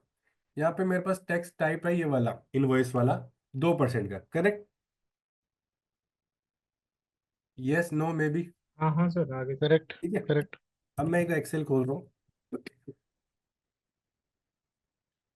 ये मेरा Z8 है 2% का, जो मैंने कॉन्फ़िगरेशन में डाला 2%। बिजनेस कह रहा है कि यार कभी मेरा ये 4% हो सकता है। बिजनेस कह रहा है कभी ये मेरा 6% हो सकता है। बिजनेस कह रहा है कभी ये मेरा 8% हो सकता है। बिजनेस कह रहा है कभी ये मेरा 10% हो सकता है। सेमी सेक्शन 194I जो भी आपका में क्रिएट है। अब ये वाला टैक्स कोड जो है मैंने 2% से बनाया है। मेरे पास ऑप्शन है कि मैं सिस्टम में डाल पाऊँ 2 4 6 8 10, ऐसा ऑप्शन है मेरे पास अभी तक जो आपने देखा? अभी तक तो नहीं है सर। नहीं है ना, और है भी नहीं, नहीं, अभी तक तो नहीं है। आगे भी नहीं है, नहीं है। तो मुझे पता है कि सिस्टम में ये कैपेबिलिटी नहीं है कि आपने एक सेक्शन के लिए कहा कि कभी मैं 2% चार्ज करूंगा, कभी 4, कभी 6, कभी 8, कभी 10। अब उसका सोल्यूशन आप क्या दोगे? बिजनेस का ये रिक्वायरमेंट है। फिर उसका टैक्स रोल जो एक था, उसमें हम नहीं कर सकते कि मतलब ये भाई बताओ how many different types of percentage that will receive. For example say the 5 types that will receive. So वो ये भी नहीं बता रहे कि 5 है, वो कह रहे हो सकता है 6 हो, अच्छा। वो कह रहे हो सकता है 7 हो, वो कह रहे हो सर सकता है 7 8 हो। टाइप तो सर यही सॉल्यूशन लगेगा कि 7 टाइप बनाओ। अब वो कह रहे ताकि पता ही नहीं है कितना है। यहाँ पे मैं आपको ने ये तो एग्जांपल दे दिया अच्छा, एन 7। Number of. वो कह रहे ओके। कि बाद में कुछ और आ जाए, वो कह रहे कि बाद में कुछ और आ जाए। वो आपको वो जो टैक्स कोड है वहाँ पे परसेंटेज ब्लैंक रखना पड़ेगा। और आके जो हम WST एंट्री जो ट्रांजैक्शन पोस्ट करते हैं, इनवॉइस पोस्टिंग करते हैं, वहाँ पे हम मैनुअली फिर इसको डालना पड़ेगा अमाउंट। ये सोल्यूशन दे सकते हो आप? नहीं सर, क्या पता गलत डल जाए। अरे तो वो उसमें आपकी रिस्पॉन्सिबिलिटी नहीं है ना। अब बिजनेस गलत करेगा, आप उसके पापा तो बने नहीं हो कि ठीक करो भाई ठीक करो। हम्म, बिजनेस को हाँ आपको सर देखो। सोल्यूशन देना है, अगर वो एग्री हम्म, करता है तो ठीक है, वो गलत कर हम्म, रहा है सही कर रहा है हमारी रिस्पॉन्सिबिलिटी है ही नहीं। हम्म, वो FB60 की जगह FB70 कर देगा, आप तो बैठे नहीं रहोगे उसके साथ में कि भाई तू क्या ट्रांजेक्शन कोड कर रहा है। आप कंसल्टेंट हो, कंसल्टेंट के हिसाब से सोचो। आपको सोल्यूशन प्रोवाइड करना है, वो कर रहा है नहीं कर रहा ठीक, उसके आगे हम आगे जाएंगे, उसको हम कैसे रोक सकते हैं गलत करने से। बट वो ठीक कर रहा है गलत कर रहा है, वो तो प्रोसेस है उसका, वो उसकी रिस्पॉन्सिबिलिटी है, उसी के उसकी सैलरी मिल रही है, उसी के लिए वो एंड यूजर है। उसको बताया जाता है कि ये प्रोसेस फॉलो करना है। अगर वो FB60 में इन्वॉइस आया 50,000 का, यहाँ पे वो 5 लाख कर दे अगर, तो आप क्या करोगे इसमें। इन्वॉइस 50,000 का था, उसने 5 लाख रुपए एंटर कर दिया, आपकी गलती तो है ही नहीं, आप तो कंसल्टेंट हो। यूजर ने एंटर गलत किया ना, और इसमें रोक भी नहीं सकते कुछ आप। एक इन्वॉइस की कॉपी 50,000 की उसके सामने पड़ी है, और सिस्टम में 5 लाख डाल रहा है, इसमें तो वैलिडेशन भी नहीं लगा सकते। कि आप वैलिडेशन क्या लगाओगे कि टेबल पे जो इन्वॉइस कॉपी पड़ी है उसमें सिस्टम चेक करे। सिस्टम टेबल पे तो आएगा नहीं कंप्यूटर से निकल के बाहर, सिस्टम सिस्टम के अंदर ही चेक कर पाएगा चीजें। तो वो गलती जो कर रहे हैं उसकी रिस्पॉन्सिबिलिटी हमारी नहीं है। अब बताओ संतोष जी, कुछ आप बता रहे थे सोल्यूशन। मैं बता रहा था कि वो जो अपना टैक्स कोड पे उसको जीरो बना दो, don't give हाँ any percentage. हाँ। Second, in the time of entering the invoices, in this particular screen, you manually enter the tax amount. Right, यही सोल्यूशन हमने बताया बिजनेस को। बिजनेस कह रहा है नहीं मुझे नहीं चाहिए ऐसा, मैं मैनुअली डालना भी नहीं चाहता। अब बताओ। बहुत सारा खा के गया और मीठे तो 2 दिन खा के गया, मीठा बिल्कुल मत देना। बिजनेस कह रहा है मुझे मैनुअली डालना भी नहीं है। बिल्कुल कुल्फी और खा मेरे ले पास कोई जब बात भी नहीं, मेरे बहुत मत पास देना इसको, डिफरेंट मीठा टैक्स मीठा। कोड आए तो सिस्टम अपने आप समझ भी ले। तो इस हाँ केस हाँ में हम ये बिजनेस को यही कहते हैं भैया ऐसा नहीं चल सकता। कुल्फी खाने को कोई बात नहीं, बट और मत देना। सिस्टम सिस्टम के तरीके से चलेगा, उसको बताना पड़ेगा, मम्मी या तो मीठे पेट में कॉन्फ़िगरेशन बुला में, के गई कि या मेरा फिर कुछ आप नहीं है। बताओगे टेस्टिंग कर नहीं पोस्टिंग बिल्कुल करते मत हुए। देना। तो दो सोल्यूशन, एक तो आपने दिया ऐसा भी कर सकते हैं, या फिर हम क्या करेंगे उससे पूछ लेंगे हाँ कि हाँ कोई मैक्सिमम बात परसेंटेज क्या आती है। वो कह रहा है 2% आती है सपोज मैक्सिमम, कभी नहीं। कभी ये ये भी अभी आ ना जाती अभी है। ये आके देख, अभी ना एक चल ही सेकंड रहा होल्ड है, करना। ये देख रहे हैं अभी क्लास के बाद, फिर दे दूंगी, दे देना। सुरेंद्र भाई थोड़ा म्यूट में जाओ। सुरेंद्र बेटा का पढ़ाई चल रहा है वहाँ पे। ठीक है, तो वो कह रहा है कि 90% तो 2% आती है, उसके अलावा 10% में कभी कुछ आए थे कभी कुछ आए थे। वैसे ऐसा सिनेरियो है नहीं, क्योंकि वो इंडिया क्लाइंट ही था। तो इंडिया क्लाइंट के लिए तो कंफर्म हमें पता है ऐसा कुछ नहीं है। पता नहीं बिजनेस ने क्यों रिक्वायरमेंट ऐसी दी। वो मेरे दोस्त के पास थी, मेरे पास नहीं थी, वो मेरे से डिस्कस कर रहा था, तभी मुझे पता, तभी मैं डिस्कस कर रहा हूँ आप लोग से। तो वो कह रहा है मैक्सिमम इतनी मतलब अब मैं सोल्यूशन प्रोवाइड कर रहा हूँ। मेरे दोस्त ने तो सारे तीनों चारों सोल्यूशन बता दिए थे, उसके बाद भी वो एग्री नहीं किए। उसके बाद फर्दर मेरा डिस्कशन नहीं हुआ। अब देखो, एक तो सोल्यूशन संतोष जी आपने दिया कि हम 0% का इसको मेंटेन कर दें।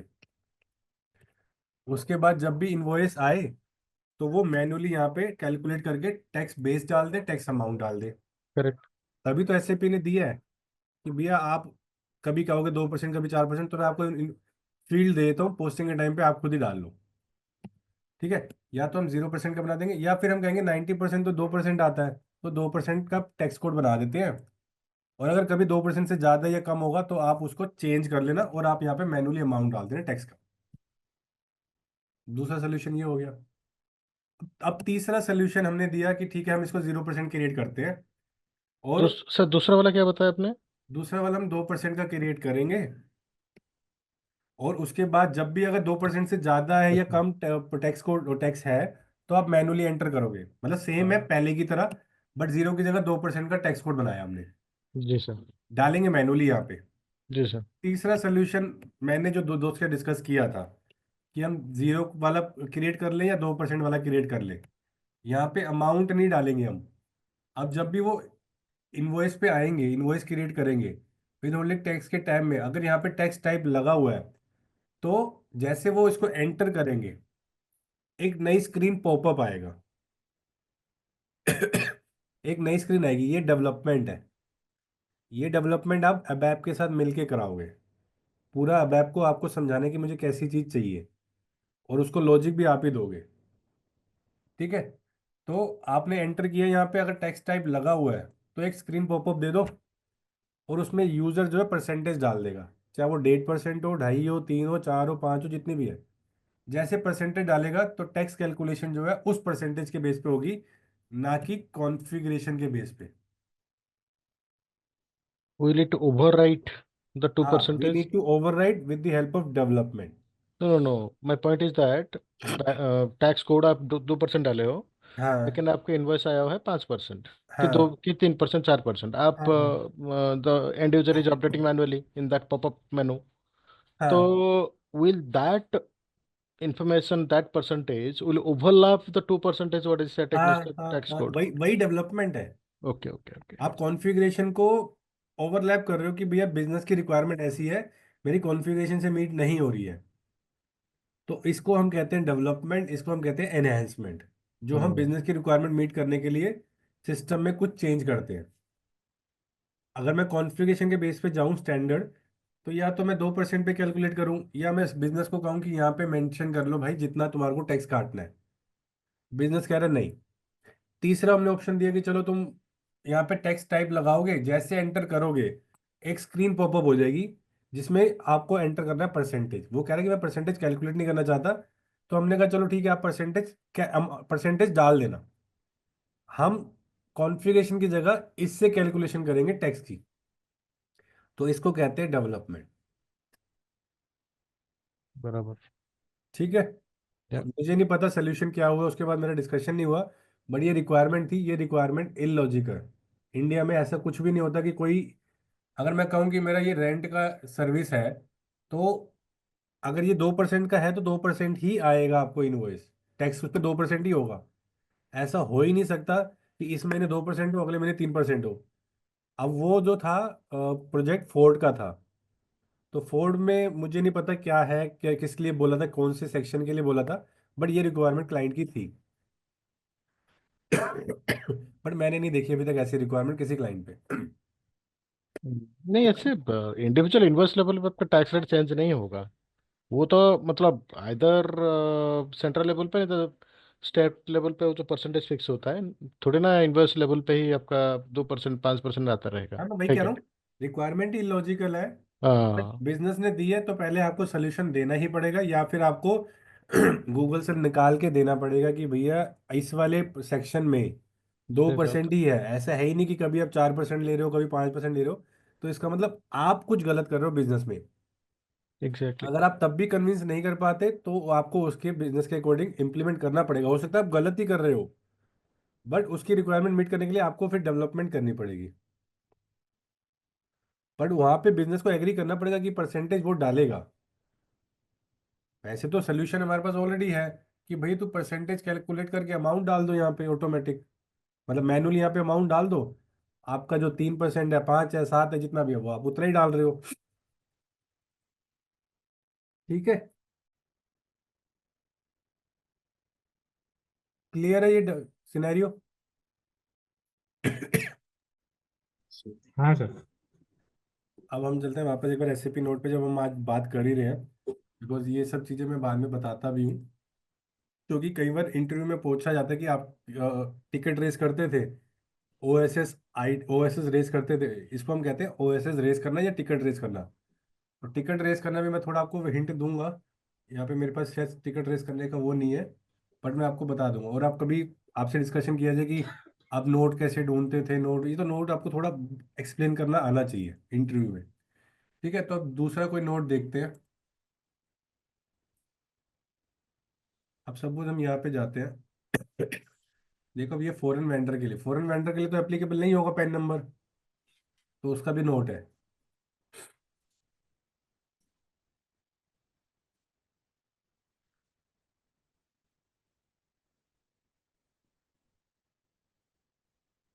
सर, ये एक्सेस मिलेगा only after complete the SAP certification.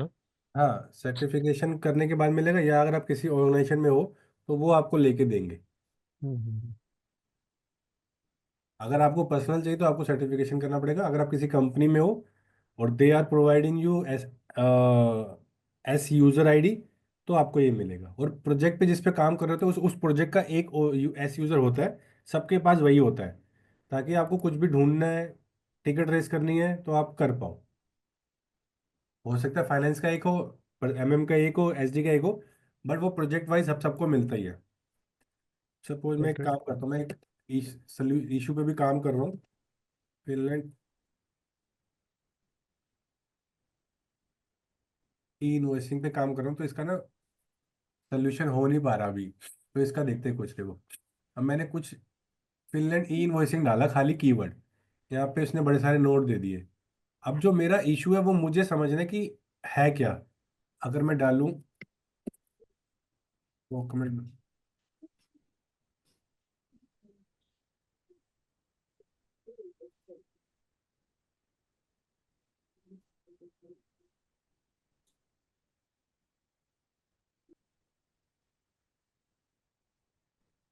ठीक है, मेरा ये इशू है कि डॉक्यूमेंट मेरा ई डॉक कॉकपिट पे नहीं आ रहा फिनलैंड की ई इन्वॉइसिंग के लिए। ठीक है, मैंने कीवर्ड डाल दिए। अब ये टर्की के लिए है, ये मुझे नहीं देखना। अब देखो यहाँ पे ना आप ये भी सेलेक्ट कर सकते हो कि ये फाइनेंस के लिए देखना चाहते हो आप या और कोई। वैसे इसमें अभी मत जाओ, थोड़ा कंफ्यूजन ज़्यादा हो जाएगी।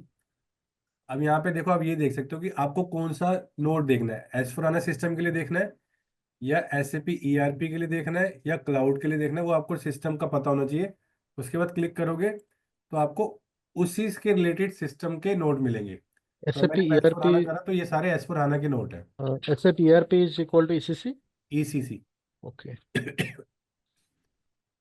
नहीं तो आप खाली अपने बेसिस से पूछो कि हमारा सिस्टम कौन सा है, आप उसको क्लिक कर दो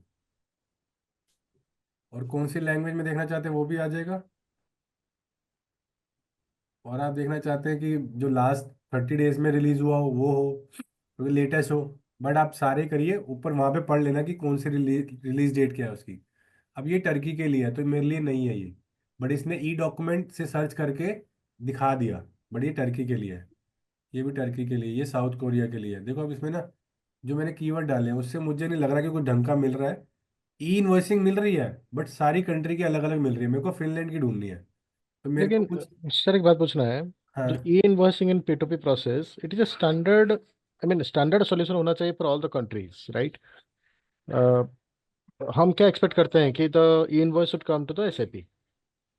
नहीं नहीं, समझा नहीं, क्या कह रहे हो। मतलब जो ई इनवॉइस वाला जो कंसेप्ट है पर P2P, it is applicable across all the countries, why specific to Finland, और do they have a separate solution for Finland? नहीं नहीं, बट आपने इनवॉइसिंग पे काम किया हुआ है। हाँ, हमारा है ना, कुछ क्लाइंट है ना, थोड़े बहुत। तो कौन सा क्लाइंट। वो अपना ये स्पॉटिफाई है। अच्छा। हाँ, तो उनका बहुत सारी ई इनवॉइसिंग आते रहते हैं, हम क्लाइंट से बात करते हैं, how can we convert the physical invoice copies to e invoicing. नहीं नहीं नहीं, ये ई इनवॉइसिंग जो है ना, हाँ जो सर। मैं कर रहा हूँ, ये जो मैं बता रहा हूँ, ई इसको हम ई डॉक्यूमेंट भी कहते हैं और ई इनवॉइसिंग भी कहते हैं। हाँ। तो ई इनवॉइसिंग का मतलब है कि I am sending tax relevant document from my system to government portal. SAP में जो ई इनवॉइसिंग ई डॉक्यूमेंट है उसका मतलब है कि जो भी मेरे टैक्स रिलेवेंट डॉक्यूमेंट है I am sending from my system to government portal. बता रहा हूँ उनको कि मेरे पास इतने इनवॉइस है जिस पे मैंने टैक्स लगाया है। तो हमारा सर क्या है कि P2P जो इनवॉइस प्रोसेसिंग होता है, वो ई इनवॉइसिंग का मतलब ये होता है कि जैसे मैनुअली हम लोग 3 वे मैचिंग करते हैं, लाइक फॉर SGRIR हो गया, PO हो गया, वो इनवॉइस हो अलग गया। चीज है, वो नहीं, वो ये चीज नहीं है। मैं तो ये आपको वो हाँ। बता रहा हूँ, ये टैक्स रिपोर्ट हाँ, है एक तरह से। जो भी डॉक्यूमेंट में आपने टैक्स लगाया गवर्नमेंट को सबमिट करनी है इलेक्ट्रॉनिक वे में। ई का मतलब होता है इलेक्ट्रॉनिक। समझ गया समझ गया। तो electronically you are sending data from your system to government portal. अभी हम्म। मैंने इसको इम्प्लीमेंट कर दिया फिनलैंड को, but I am not getting that document in my transaction code. वो ट्रांजेक्शन कोड है E-doc_cockpit। जब हम्म। उस पर डेटा आ जाएगा तब आई विल चेक कि सब कुछ सही आ रहा नहीं आ रहा। उस पे आने के बाद then we will do the integration SAP system का गवर्नमेंट पोर्टल के साथ। फिर we will push from our system to government portal. फिर गवर्नमेंट पोर्टल से we will receive the message कि आपने जो डेटा भेजा वो सही है या नहीं है। या तो वो एक्सेप्ट होगा या रिजेक्ट होगा या पार्शली एक्सेप्ट होगा। ठीक है, वो आपको समझने की जरूरत नहीं है, क्योंकि ये तो मैं कर रहा हूँ इसलिए मैंने आपको नोट दिखाना था इसलिए बताया। अब देखो, मेरे को वो चीज़ तो नहीं मिली जो मैं ढूंढ रहा हूँ, बट ठीक है फिनलैंड का कुछ मिला है। तो अब इसमें ये सिम्टम्स है, कुछ AIF कस्टमाइजिंग होती है जो टेक्निकल चीज़ है। इम्प्लीमेंट मैंने ही करी है वो AIF कस्टमाइजिंग भी, बट मुझे उसका टेक्निकलिटी नहीं पता, बिकॉज मुझे डॉक्यूमेंट था तो मैंने कॉन्फ़िगर कर दिया। BC सेट, ये भी आपको समझने की जरूरत नहीं है, इसको वैसे कहते हैं बिजनेस कॉन्फ़िगरेशन सेट। मतलब जो हमने कॉन्फ़िगरेशन करी है आज, समझ लो विद होल्डिंग टैक्स की, तो अगर SAP ने कोई कॉन्फ़िगरेशन दे रखी है BC सेट के अंदर, तो आपको करने की जरूरत नहीं है, आप उसको इम्प्लीमेंट करो और कॉन्फ़िगरेशन अपने आप हो जाएगी सिस्टम में। बट वो फंक्शनल के लिए नहीं होती है, वो टेक्निकल इंफॉर्मेशन के लिए होती है। ठीक है, अब यहाँ पे अटैचमेंट है, इस पर अटैचमेंट पे क्लिक करो। मुझे इसको पढ़ना पड़ेगा कि मैंने कुछ गलती तो नहीं करी है। मेरे को यहाँ पे 3 अटैचमेंट है, मैं तीनों को एक एक बार पढ़ूंगा, उस पर देखूंगा कि जो मैंने किया वो सही किया नहीं किया।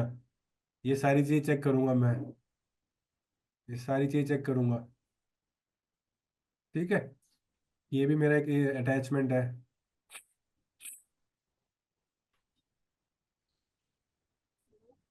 ये BC सेट है, वैसे इसका मेरे को काम नहीं है, ये भी BCS है, BC सेट ही है। तो ऐसे आप देख सकते हो कि ये सपोर्ट पैकेज कौन कौन से के लिए, ये मेरा S4 कोर 102 के लिए, 103 के लिए, 104 के लिए, 105 के लिए। नीचे जाना ठीक करते हैं। क्योंकि हमने S4 पे टिक किया था, इसलिए सारे जो नोट आ रहे हैं वो S4 के लिए आ रहे हैं। सॉफ्टवेयर कंपोनेंट S कोर के लिए एप्लीकेबल है, तो यहाँ पे ECC होगा ये ठीक है। 606, 617, 618। ठीक है, सपोर्ट पैकेज अवेलेबल लैंग्वेज कुछ नहीं।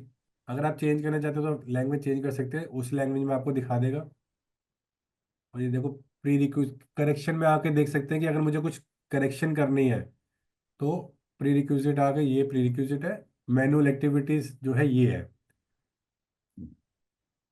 तो ये सारा काम जो है अबैप ये बेसिस का है। देखो program, execute program, note this, follow the instruction given, ये अब मुझे करवाना पड़ेगा। तो SAP में ऐसा नहीं है कि आप सब कुछ कर रहे हो, आपको ये भी पता होना चाहिए कि आपको कौन सा काम करवाना है और किससे करवाना है। ऐसा नहीं है कि खाली आपने कॉन्फ़िगर करा और हो गया काम, कई बार नहीं होगा, आपको नोट ढूंढना पड़ेगा, नोट इंप्लीमेंट करवाना पड़ेगा। और जो वैलिडेशन की हम बात करते हैं, फंक्शनली हम लगा सकते हैं बट एक लिमिट में, छोटी छोटी वैलिडेशन हम लगा सकते हैं। अगर आप बड़ी वैलिडेशन लगानी है जिसमें बहुत सारी चीज़ें चेक करनी है, तो आपको एबैपर के पास जाना पड़ेगा। ठीक है, क्लियर है? Yes, sir. Yes, sir. Note clear है? Thank you. ठीक It है, is 20% का मैं अपना एक आपको यही होमवर्क देता हूँ कि 20% का सोल्यूशन आप ढूंढ के लाओगे, नहीं तो I will discuss with you जो उसका सोल्यूशन होगा। perfect. ठीक है, अभी ये हमारा विद होल्डिंग टैक्स का सब कुछ कंप्लीट हो गया, एक रह गया रेमिटेंस चालान। ठीक है, अब रेमिटेंस चालान देख लेते हैं। अभी कोई डाउट विद होल्डिंग टैक्स में? Yes, sir. In for withholding tax, Puneet sir, क्या कह रहे हो चंद्रशेखर? hello.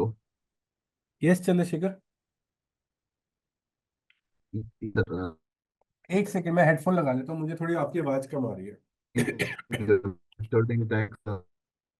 एक सेकंड संतोष जी, चंद्रशेखर जी। No, उनका आवाज ब्रेक हो रहा है चंद्रशेखर, योर आवाज is breaking, you have to fix your network. Due to net internet issue. Okay okay. चलो अभी ठीक है, अभी Can आवाज you आ रही hear होगी। me? Yes yes Chandrashekhar. Yes, sir. Regarding withholding tax, I need to get one more class. Sir. I need to attend. I'm not get clarity on that. I missed something hmm in middle. Okay. हम्म। तो configuration clear है या testing में issue है, क्या है? कहाँ पे configuration तो कंप्लीट करी थी आपने? Yes, sir. Configuration part, I need to some clarification, sir. चलो एक काम करेंगे, नेक्स्ट क्लास में आपको पूरी स्टार्ट से करा दूंगा, बट उसमें जल्दी जल्दी बताऊंगा। Sure. ठीक है, क्योंकि एक ही Sure. क्लास में मैं कॉन्फ़िगरेशन भी कंप्लीट कर दूंगा और टेस्टिंग भी कर दूंगा कंप्लीट। हाँ, ठीक ठीक है, है, ठीक है। नेक्स्ट क्लास में कर लेंगे। अभी मैं आपको रेमिटेंस चालान का बता देता हूँ, और रेमिटेंस चालान फिर नेक्स्ट टाइम नहीं करेंगे, क्योंकि फिर उसके बाद हम BRS स्टार्ट करेंगे। अब आते हैं, हमने कल डॉक्यूमेंट बनाए थे, हमें डॉक्यूमेंट ढूंढने किस किस पे हमने TDS लगाया। अब विद होल्डिंग टैक्स के डॉक्यूमेंट को ढूंढने के लिए टेबल होती है with underscore item, company code ZZ01। Sir एक सवाल था, हाँ ये टेबल डिटेल्स आपको कहाँ से मिलता है? देखो, अगर आपको याद है तो अच्छी बात है, नहीं तो गूगल करो। मुझे भी सारी याद नहीं होंगी, मैं भी गूगल हम्म, गूगल करता हूँ कई बार। अच्छी बात है, समझ। ठीक है, आगे बढ़िए सर। अब यहाँ पे हम देखते हैं डॉक्यूमेंट जो हमने कल पोस्ट किए थे। देखो, विद होल्डिंग टैक्स के हमारी कंपनी में इतने सारे डॉक्यूमेंट पोस्ट हैं। अब मैं टेबल भी थोड़ी ये समझा देता हूँ। ठीक है, अब ये कंपनी कोड है, ये डॉक्यूमेंट है, ऊपर से चलते हैं, ये कंपनी कोड, ये डॉक्यूमेंट, ये ईयर, ये लाइन आइटम। इसमें हमने टेक्स्ट टाइप लगाया ZA, और यहाँ पे बेस सब कुछ जीरो है, मतलब सिस्टम ने कैलकुलेट किया होगा। पर ये गलत है शायद। इस पे ZA क्यों आ रहा है, मतलब ब्लैंक क्यों आ रहा है विद टेक्स्ट टाइप? एक सेकेंड,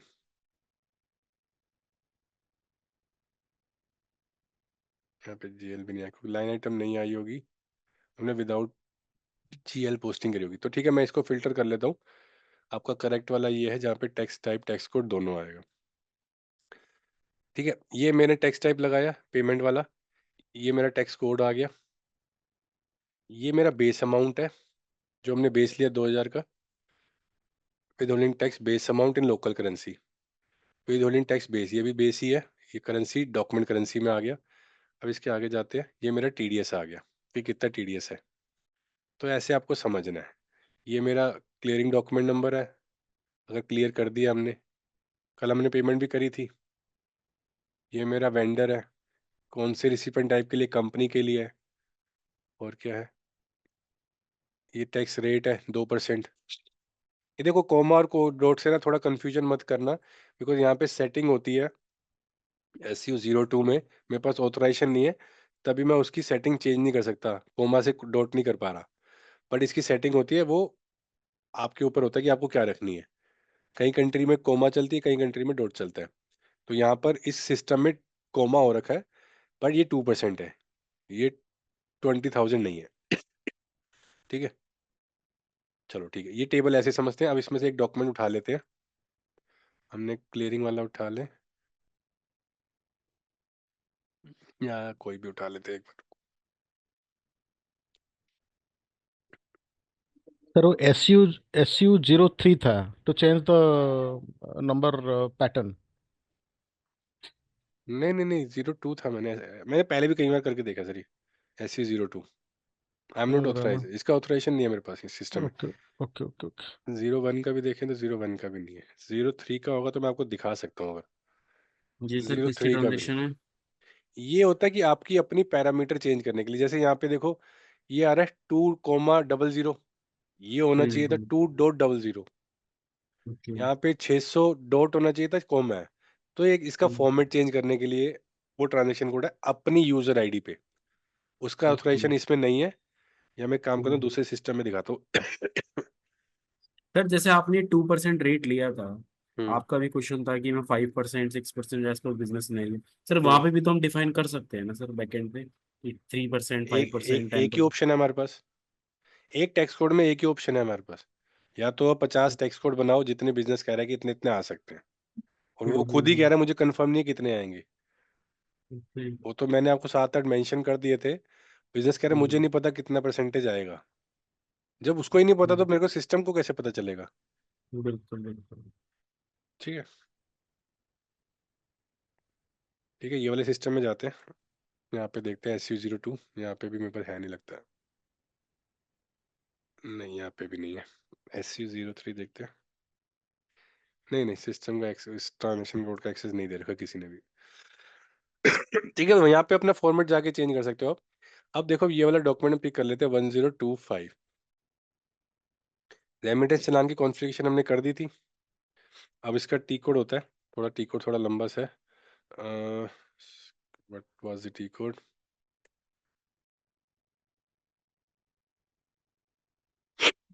देखो, अब इसका टी कोड मुझे याद नहीं आ रहा, मुझे क्या था, या मैं गूगल ही करूंगा। अगर मुझे थोड़ा बहुत भी हिंट होता तो मैं स्टार वार लगा के ढूंढ सकता हूँ, बट मुझे एग्जैक्टली याद नहीं आ रहा कि क्या। सर रेमिटेंस का चलान तो टी कोड नहीं होता, वो तो हमें पाथ के थ्रू जाना पड़ता है ना।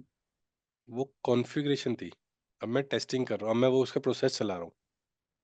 हम्म, हम्म, कॉन्फ़िगरेशन हो गई, अब प्रोसेस एग्जीक्यूट करेंगे। हमने कौन सा? नंबर ये कौन सा ये नंबर अभी तक मेंटेन हमने ट्रांस सेटअप कर दिए थे। हाँ हाँ ये सब कुछ। मेंटेन सर ये मेंटेन ट्रांजेक्शन का ये कैसे खुला है आपका? ये SC93 ट्रांजैक्शन कोड है। जब मुझे ट्रांजैक्शन कोड याद नहीं होता तो मैं SC93 में आता हूँ। हम्म, मैं यहाँ पे कुछ हिंट देता हूँ, स्टार लगाया।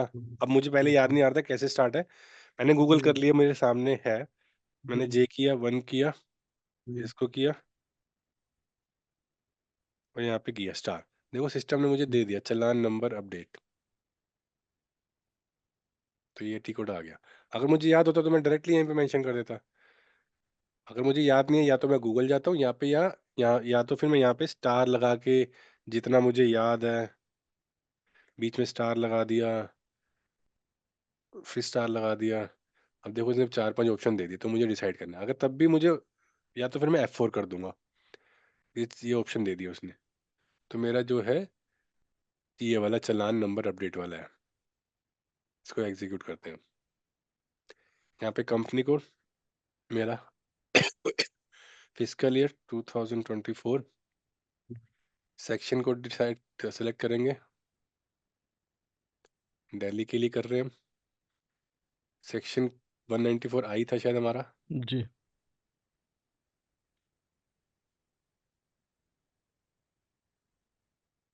वन 94 आई, बट ये तो AE कंट्री के लिए है। एक सेकेंड, 242 एंट्रीज इंडिया के लिए आ गए हम, ये रहा। ठीक है, डॉक्यूमेंट डेट, सपोज हम डॉक्यूमेंट लेते हैं ये वाला 1025।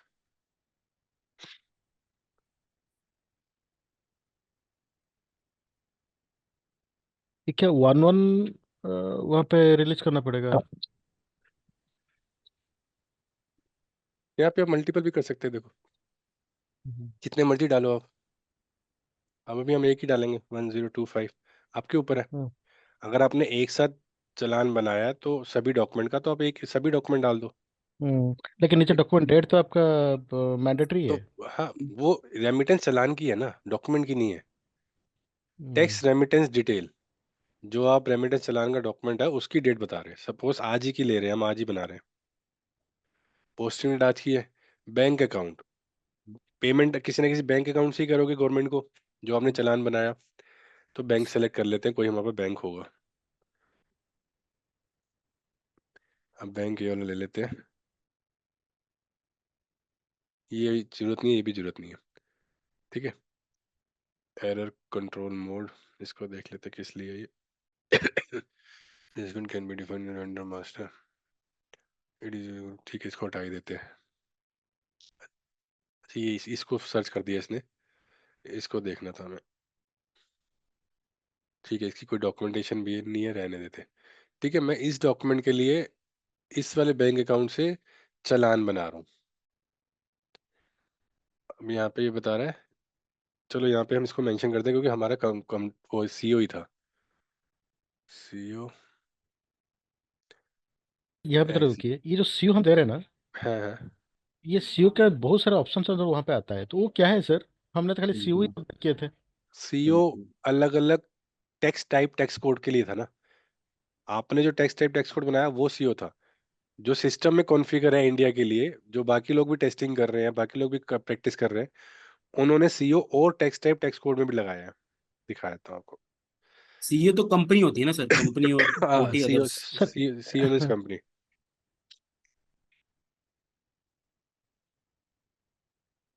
सीयू का बाजू में उसमें बहुत सारे नंबर्स आ रहा था, तो वो हाँ सब हाँ, क्या है तो हमने बनाया नहीं कर। नहीं आपने नहीं बाकी बनाया, भी बट बनाए बाकी। हैं लेकिन वो डिटेल्स वहाँ पे अवेलेबल नहीं है, तो क्रिएट द रिसिपिएंट टाइप एक सेकेंड, बेसिक से नहीं शायद होगा शायद। इंडिया के लिए गए आप भी इंडिया के लिए काम कर रहे हो, सागर भी इंडिया के लिए काम करेगा, सुरेंद्र भी इंडिया के हाँ लिए काम करेगा, मैं भी इंडिया के लिए बराबर। कॉन्फ़िगर कर रहा हूँ। ये टेक्स्ट टाइप आपने जो बनाया था वो या बनाया था मेरे ख्याल से H1 था या Z1 जो भी था। या H1। H1 H2। ठीक है, ये आ गया ये कंपनी। बट किसी और ने H5 पे भी बना रखा है, H5 पे भी ना बना रखा है। पहली इन्फॉर्मेशन हो गई ये टेक्स्ट टाइप। अभी आप इंडिया के लिए गए हो तो वो ये बता रहा है कि भाई इंडिया के अंदर, मतलब आपका कॉम्बिनेशन 3 हो गए ना, India text type and company. जो वहां पे आपको दिखा रहा था वो ऐसे दिखा नहीं रहा नहीं, था, मैं समझ गया। India H1 company. हाँ हाँ, एक बार वो स्क्रीन पे जाइए ना, वहाँ पे कुछ नंबर वगैरह पे आ रहा था। एक सेकंड, अभी ना वापस जाते हैं, इसको दोबारा एग्जीक्यूट बैक करते हैं।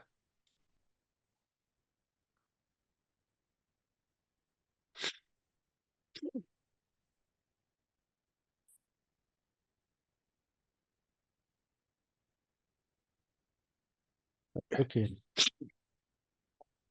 पहला कंट्री है, हाँ। दूसरा टेक्स्ट टाइप है, फिर तीसरा रिसिपेंट टाइप है। इंडिया टेक्स्ट टाइप, कंट्री ओ कंपनी कोड या फिर अदर। इसने सारी कंपनी कोड का बताया ना, आप अपना ये देखो, India text type OT, India text type company. ये दे रहा उसने था क्या? सीओ का लिए बता दिया, सीओ कौन सी कंट्री है वो आपको देखना पड़ेगा। नहीं नहीं, उस समझ गया। उसने एई भी बताया, उसने मतलब इस सिस्टम में लोग ने दूसरी कंट्री के लिए भी कॉन्फ़िगरेशन करी होगी, वियतनाम भी बताया, थाईलैंड भी बताया, ठीक ठीक ठीक ठीक, ओके ओके ओके। कोरिया भी बताया, मलेशिया भी बताया। ठीक है, हम खाली सीओ यहाँ पे डाल देते हैं। अब हमें सीईओ इंडिया के लिए करना है सेलेक्ट, यहाँ पे अपने आप समझ जाएगा। ठीक है, ये हम सर पेमेंट कर रहे हैं on that particular process day. यही होता है क्रिएट रेमिटेड चलान का, हाँ मतलब हाँ कोई बाहर कॉन्फ़िगरेशन के अंदर वहां जाके नहीं होता था क्रिएट करना? क्या मतलब?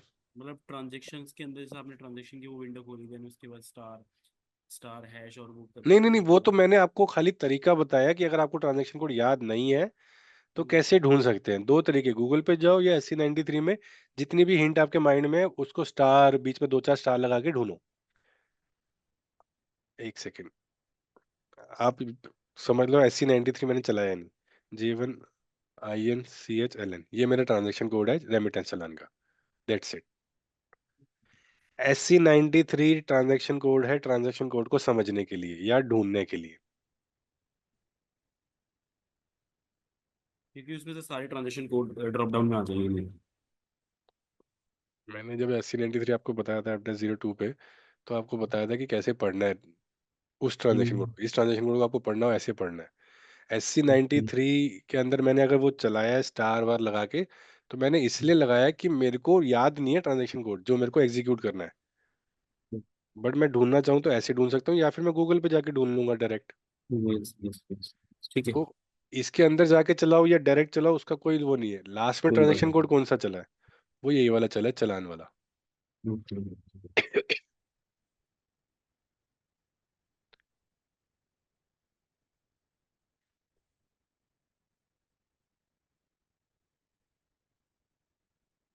ठीक है, एग्जीक्यूट कर रहे हैं। क्या है यहाँ पे सेक्शन कोड? क्वेश्चन ग्रुप भी दे रहा है। अब देखो यहाँ पे ना, ये पूछ रहा है कोस्ट सेंटर। अभी कोस्ट सेंटर की तो कॉन्फ़िगरेशन हमने करी नहीं है, तो हम कर नहीं पाएंगे इसकी पोस्टिंग। एक सेकेंड।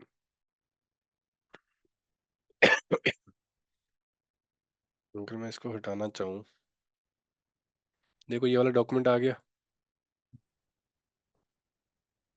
इसको सिमुलेट करते हैं। वैसे कर नहीं पाएंगे बिकॉज वो कंप्लीट नहीं है हमारे पास।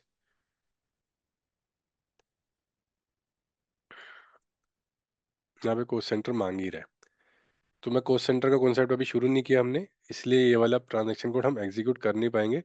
बट आपको कुछ नहीं करना, ये सब जैसे मैंने अभी फर्स्ट स्क्रीन पे इन्फॉर्मेशन डाली थी, उसके बाद आपको खाली एग्जीक्यूट करना है।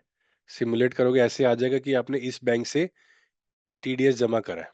TDS जमा किया मतलब बैंक गवर्नमेंट को जमा किया और बैंक से गया है। अब जब से सेव करोगे ठीक है, सेव डॉक्यूमेंट पोस्ट, ठीक है, ये चालान नंबर भी बन गया 25।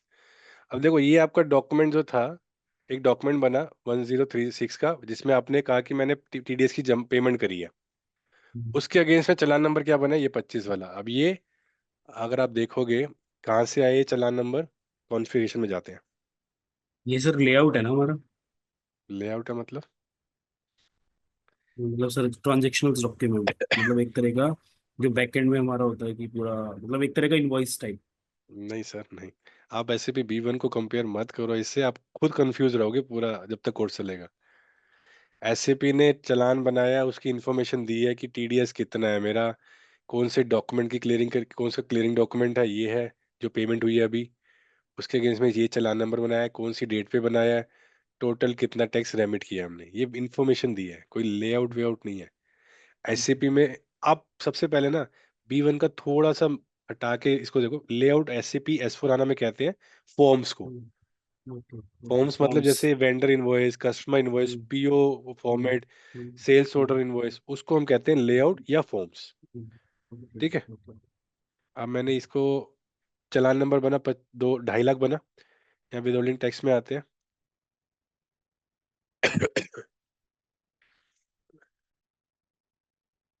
ये शायद पोस्टिंग में रहेगा। हम्म, यहाँ पे रेमिटेंस चालान में आए, हमारे रेमिटेंस चालान के पहले देखते हैं मेंटेन नंबर ग्रुप, हमारी कंपनी कोड क्या है, ZZ01, इसके साथ 09 ग्रुप है हमारा। अब 09 के ग्रुप के साथ क्या नंबर मेंशन करी हमने, इस शायद से ना। ZZ। अब ZZ के साथ क्या नंबर रेंज क्रिएट करी है हमने, वो देखते हैं। ZZ के साथ नंबर रेंज क्रिएट करी है, ये 2.5 लाख। लेटेस्ट डॉक्यूमेंट नंबर बना, ये मेरा रेमिटेंस चालान नंबर है। इस चालान नंबर से आपको पता चला कि मैंने एक पेमेंट करी है 140 रुपीज की, उसका क्लियरिंग डॉक्यूमेंट नंबर है ये। ठीक है, ये 1030 SCP क्लियरिंग डॉक्यूमेंट नंबर, ये चालान नंबर है TDS का, हमने हमने चालान जमा किया उसका रेमिटेंस चालान नंबर। ये मेरा पेमेंट का डॉक्यूमेंट नंबर है कि मैंने TDS अकाउंट डेबिट किया, बैंक अकाउंट क्रेडिट किया।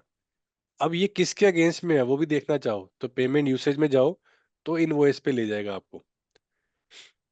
देखो, मैंने ये जो क्लियरिंग डॉक्यूमेंट है ये इसके अगेंस्ट में किया है 1025, तो ये पूरी आपकी चेन बन गई। पहले आपने काटा TDS 1025, आपने उसको सबमिट किया गवर्नमेंट को, और उसके साथ साथ रेमिटेंस चालान बना दिया। क्लियर है? तो ये पूरा कंप्लीट प्रोसेस है TDS का। अच्छा, मैं चाहता हूँ देखने के लिए कितना सारे चालान मैंने जनरेट किया हूँ और हाउ मेनी ये times have I paid the TDS money. TDS की भी रिपोर्ट होगी, TDS की रिपोर्ट है, एक सेकेंड, जी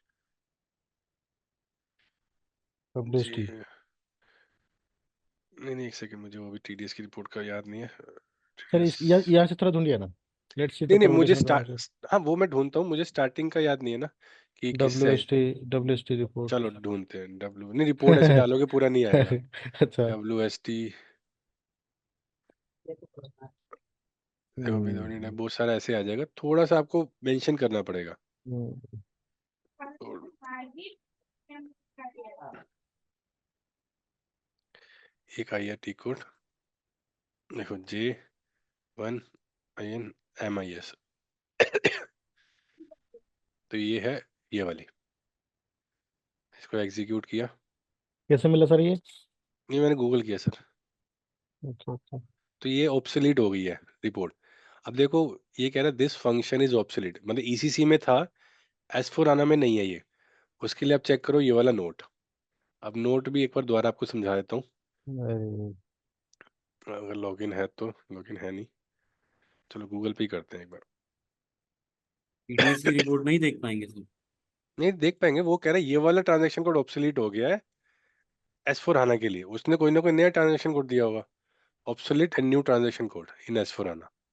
मैं आपको इसलिए बताया कि अगर कभी आपके पास ऐसे मैसेज आ जाए तो समझो कि आपको करना क्या है। अगर आपको टी कोड तब भी नहीं मिल रहा तो इस नोट पे जाओ, SCP ने इस नोट पे मेंशन कर रखा होगा कि लेटेस्ट ट्रांजैक्शन कोड क्या है S4 आना के लिए। ठीक है, अब देखो ये सब ऑब्सोलीट हुआ ECC से। अब यहाँ पे वो वाली ट्रांजैक्शन कोड का है हमारी वाली, कंट्रोल F कर लीजिए। सही स्क्रीनशॉट है। अच्छा।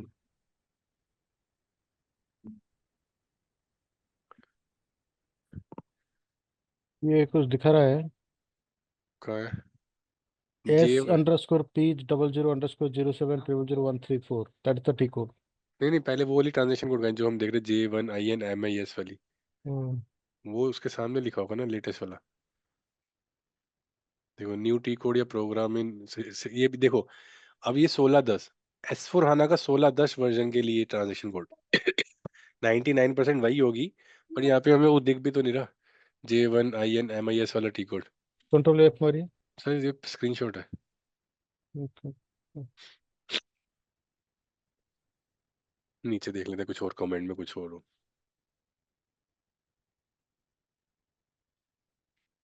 देखो अब मुझे यहाँ पे नहीं मिल रहा, तो मैं क्या करूँगा, वापस जाता हूँ यहाँ पे,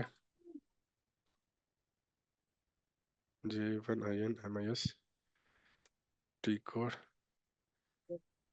प्लेस टू S4 HANA। देखो नया टी कोड जो है ये है मेरे ख्याल से, ई लगा दिया उसने बीच में, J1INEMIS, और जब हम यहाँ पे देख रहे थे तो वो दिखा रहा था EMIS, बट हमने वो एग्जीक्यूट नहीं किया। देखो J1IN, मैं स्टार लगा देता हूँ, ये डाल ही देते हैं, ठीक है। अब ये ई वाला एग्जीक्यूट किया मैंने, ये वाला हो सकता है ये S4 HANA के लिए हो। देखो यहाँ पे आ गया, यहाँ पे डालो company code, fiscal year, section code, official की हमारी थी 194I, और मंथ, क्वार्टर, ये सारी चीज़ें डालनी पड़ेंगी आपको। देखो यहाँ पे सारी डिटेल आ जाएगी, चालान, बैंक चालान का सर्टिफिकेशन, सब कुछ आ जाएगा, मारिए ठीक है। एग्जीक्यूट। ये रिपोर्ट है। अब इसको एग्जीक्यूट ही कर देते हैं वैसे। मंथ, क्वार्टर, अब कौन सा में हम लास्ट को मंथ में है, मार्च, Q4। सर एक बात है, ये हम्म क्वार्टर हमने हमने हमारा फिजिकल ईयर सेटअप किए हैं, लेकिन हम्म क्वार्टर तो हम कहाँ पे असाइन नहीं किए हैं एसएपी को। But is it SAP, understanding by default? नहीं नहीं नहीं, आपके क्वार्टर तो 4 ही होंगे जिस मर्जी कंट्री पे हो आप। ऐसा इट अगर is dividing in the back and. अगर आप कैलेंडर ईयर यूज कर रहे हो तो आपका क्वार्टर चौथा होगा, जब आपका होगा अक्टूबर, नवंबर, दिसंबर। जी अगर सर। आप यहाँ पे देखो, वैली बात तो वो दोनों मेंशन करने नहीं दे रहा, वो कह रहा है एक ही चीज मेंशन करो, मंथ करो या क्वार्टर करो। तो क्वार्टर करोगे तो वो, अगर आपका फिजिकल ईयर जो है वेरिएंट वो कैलेंडर ईयर से है, तो वो अक्टूबर, नवंबर, दिसंबर को Q4 मानेगा इस हम्म। कंपनी कोड के लिए। हम्म, समझ गया सर। No document found. अभी तो किया हमने। नहीं, देखना पड़ेगा सर कुछ, एक एक तीन, हमने पोस्ट नहीं किए थे क्या उसको? वो तो कॉस्ट सेंटर मांग रहा था ना। नहीं कॉल सेंटर मांगा था, पोस्ट हो गया था, एक सेकेंड। हाँ, पोस्ट तो क्लियर भी हो गया था 103 हाँ, 55। अभी ये देखो, अभी ये भी, क्योंकि ये रिपोर्ट इतनी यूज नहीं करते हैं लोग, तो इसमें अगर इश्यूज भी होंगे ना तो ये एसएपी ने ठीक भी नहीं करे होंगे। आ गया।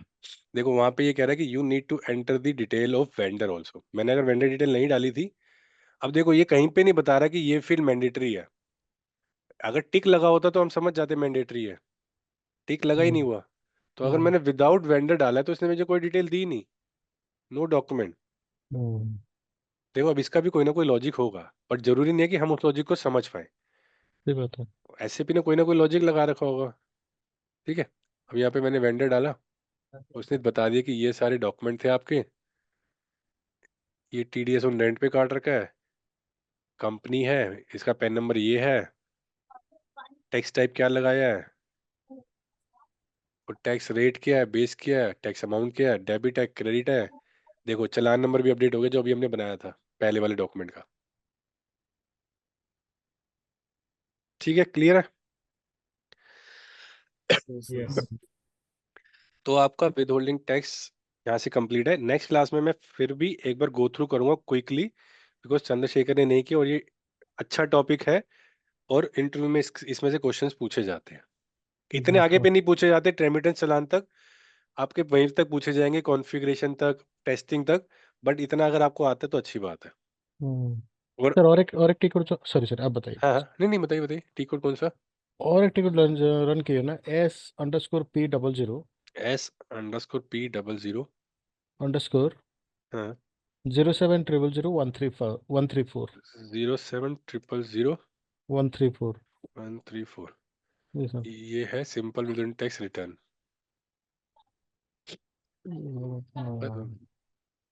तो पता नहीं सर ये आपके इंडिया के लिए है भी कि नहीं, पता नहीं। कंट्री वैसे देख लेते हैं। अब देखो प्रोसेस टाइप क्या है पता नहीं।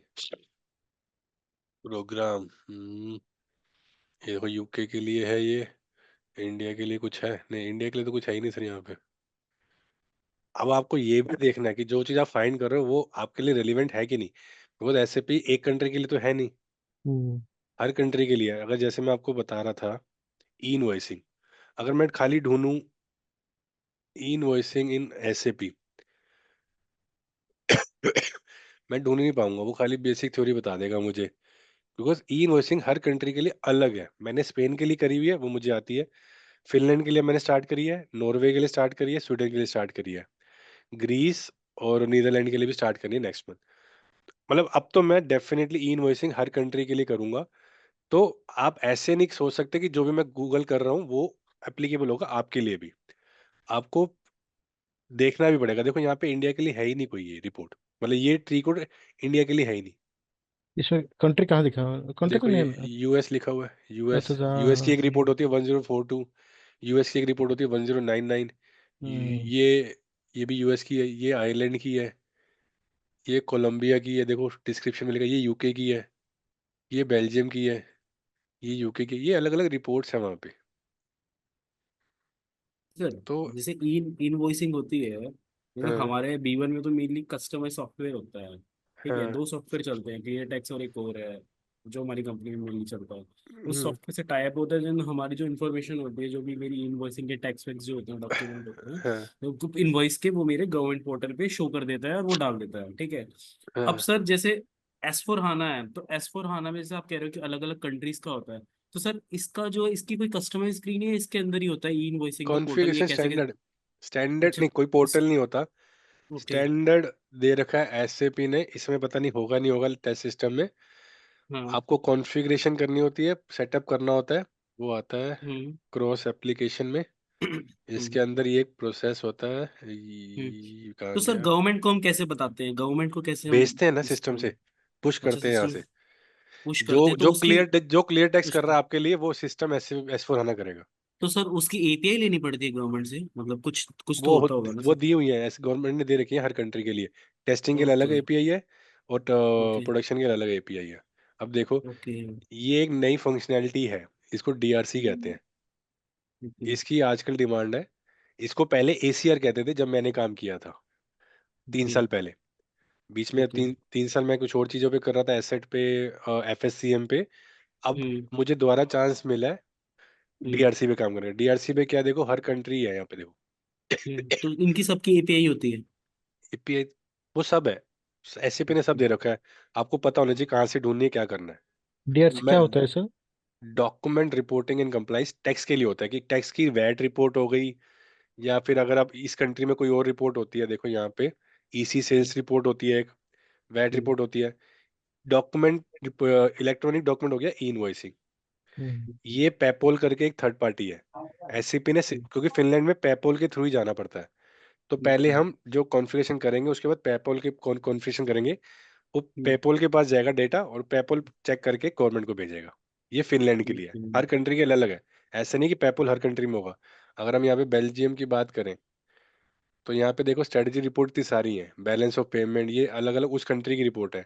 ये वैट यूनिट है, ये हम्म। वैट रिपोर्ट है, ये विथहोल्डिंग टैक्स रिपोर्ट है, इसी सेल्स है, एनुअल सेल्स है, ये इनवॉइसिंग है। यहाँ पे भी देखो पेपोल ही आ रहा है। ऑस्ट्रिया के लिए चेक करते हैं, यहाँ पे भी पेपोल ही आ रहा है। किसी और के लिए चेक करते हैं, जर्मनी के लिए करते हैं, जर्मनी में देखते हैं, यहाँ पे भी पेपोल ही आ रहा है। मतलब इंडिया, ज़्यादातर इंडिया इंडिया में के लिए? पेपोल तो नहीं होगा। इंडिया में पेपोल तो नहीं, इंडिया में तो ई वे बिल है या फिर ई इनवॉइसिंग है। हम्म, अब इटली के लिए चेक करते हैं, इटली में नहीं है पेपोल, तो इटली पेपल में is third party? Peppol is third party. Europe countries में चलता है ज़्यादातर में। पखैरो देखो इटली के लिए चलता है पखैरो। आपको ये समझने की जरूरत है नहीं, आप अपना जो है कंफ्यूजन कर रहे हो माइंड में। ये नहीं चीजें नहीं तो सर, वो जस्ट फॉर ये चीजें मेरे को कम मतलब, से कम 7-8 साल बाद मिली है काम करने को। सर जस्ट फॉर मतलब नॉलेज के लिए पॉइंट पूछी चीज। देखो आपको जो भी माइंड में आए ना पॉइंट, उसको नोट जरूर कर लो। जब टॉपिक से अलग बात कर रहे हो ना, तब वो पूछ लो, तब मैं बता दूंगा, ताकि आपका जो नहीं, टॉपिक चल रहा है उसमें कंफ्यूजन ना हो जाए। सर वो बात सही है आपकी, अभी क्योंकि आप इनवॉइसिंग का कुछ देख के बता रहे थे ना, तो मेरे वो तो माइंड देखो में मैं स्ट्राइक अपने को किया। खाली नोट बताना चाह रहा था तो क्योंकि हाँ मेरे हाँ माइंड में ई इनवॉइसिंग का सोल्यूशन अभी मेरे को इम्प्लीमेंट करना है, तो मेरे को नोट ढूंढना ही ओके पड़ेगा अभी। तो ओके तभी मैं आपको ओके नोट समझाना चाह रहा था। हम्म, और बताइए अभी और कुछ क्वेरी। चलो टी कोड अपना क्या था? J1 N JINEMIS। Missed you sir. J1 JINEMIS।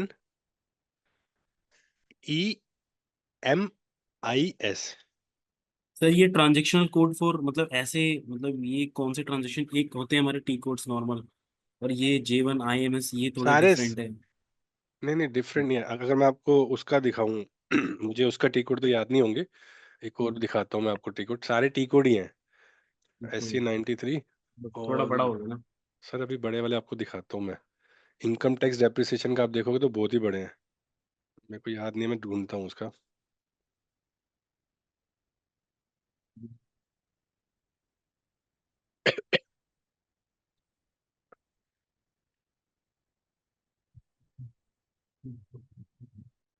अब ये देखो, ये वाला ट्रांजेक्शन कोड छोटा है बड़ा है?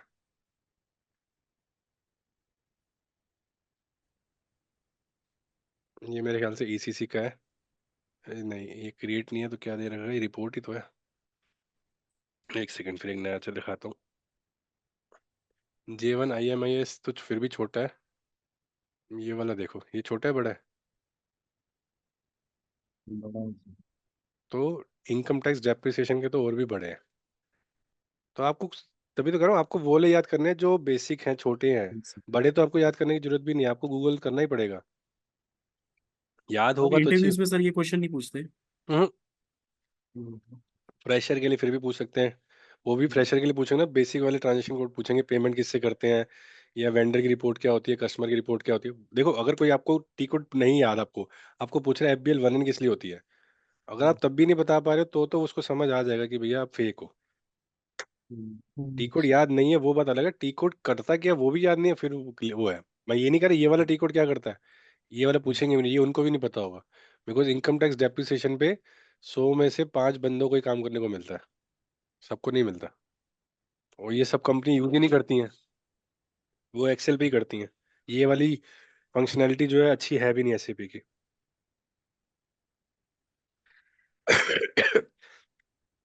ठीक है, और कोई क्वेरी? Understood practice sir. एक बार OMT3E थोड़ा सा या एक्सप्लेन आप करने का था। एक सेकेंड, OMT3E। जी सर। ये ट्रांजैक्शन कोड वैसे अब आपके लिए है नहीं S/4HANA में। ये खाली हम इस वाली ट्रांजैक्शन यहाँ पे जाके यूजर रेफरेंस में अपना ID डालते हैं, और वो वहाँ पे तब वेंडर और कस्टमर के ट्रांजैक्शन कोड पे ऊपर सिन डिटेल आ जाता है। पर BP में तो ऐसा कुछ है ही नहीं, तो इसलिए ये BP मतलब S/4 आने के लिए यूजफुल नहीं है। अगर आप ECC पे काम कर रहे हो और आपको पैन नंबर मेंटेन करना है वेंडर में, तो आपको ये यहाँ पे ट्रांजैक्शन पहले अपना यूजर ID डालना पड़ेगा, तब आपके पास वहाँ पे सिन डिटेल का टैब आएगा, उसके अंदर जाके पैन नंबर डाल गॉट पाओगे। It got it. ठीक है,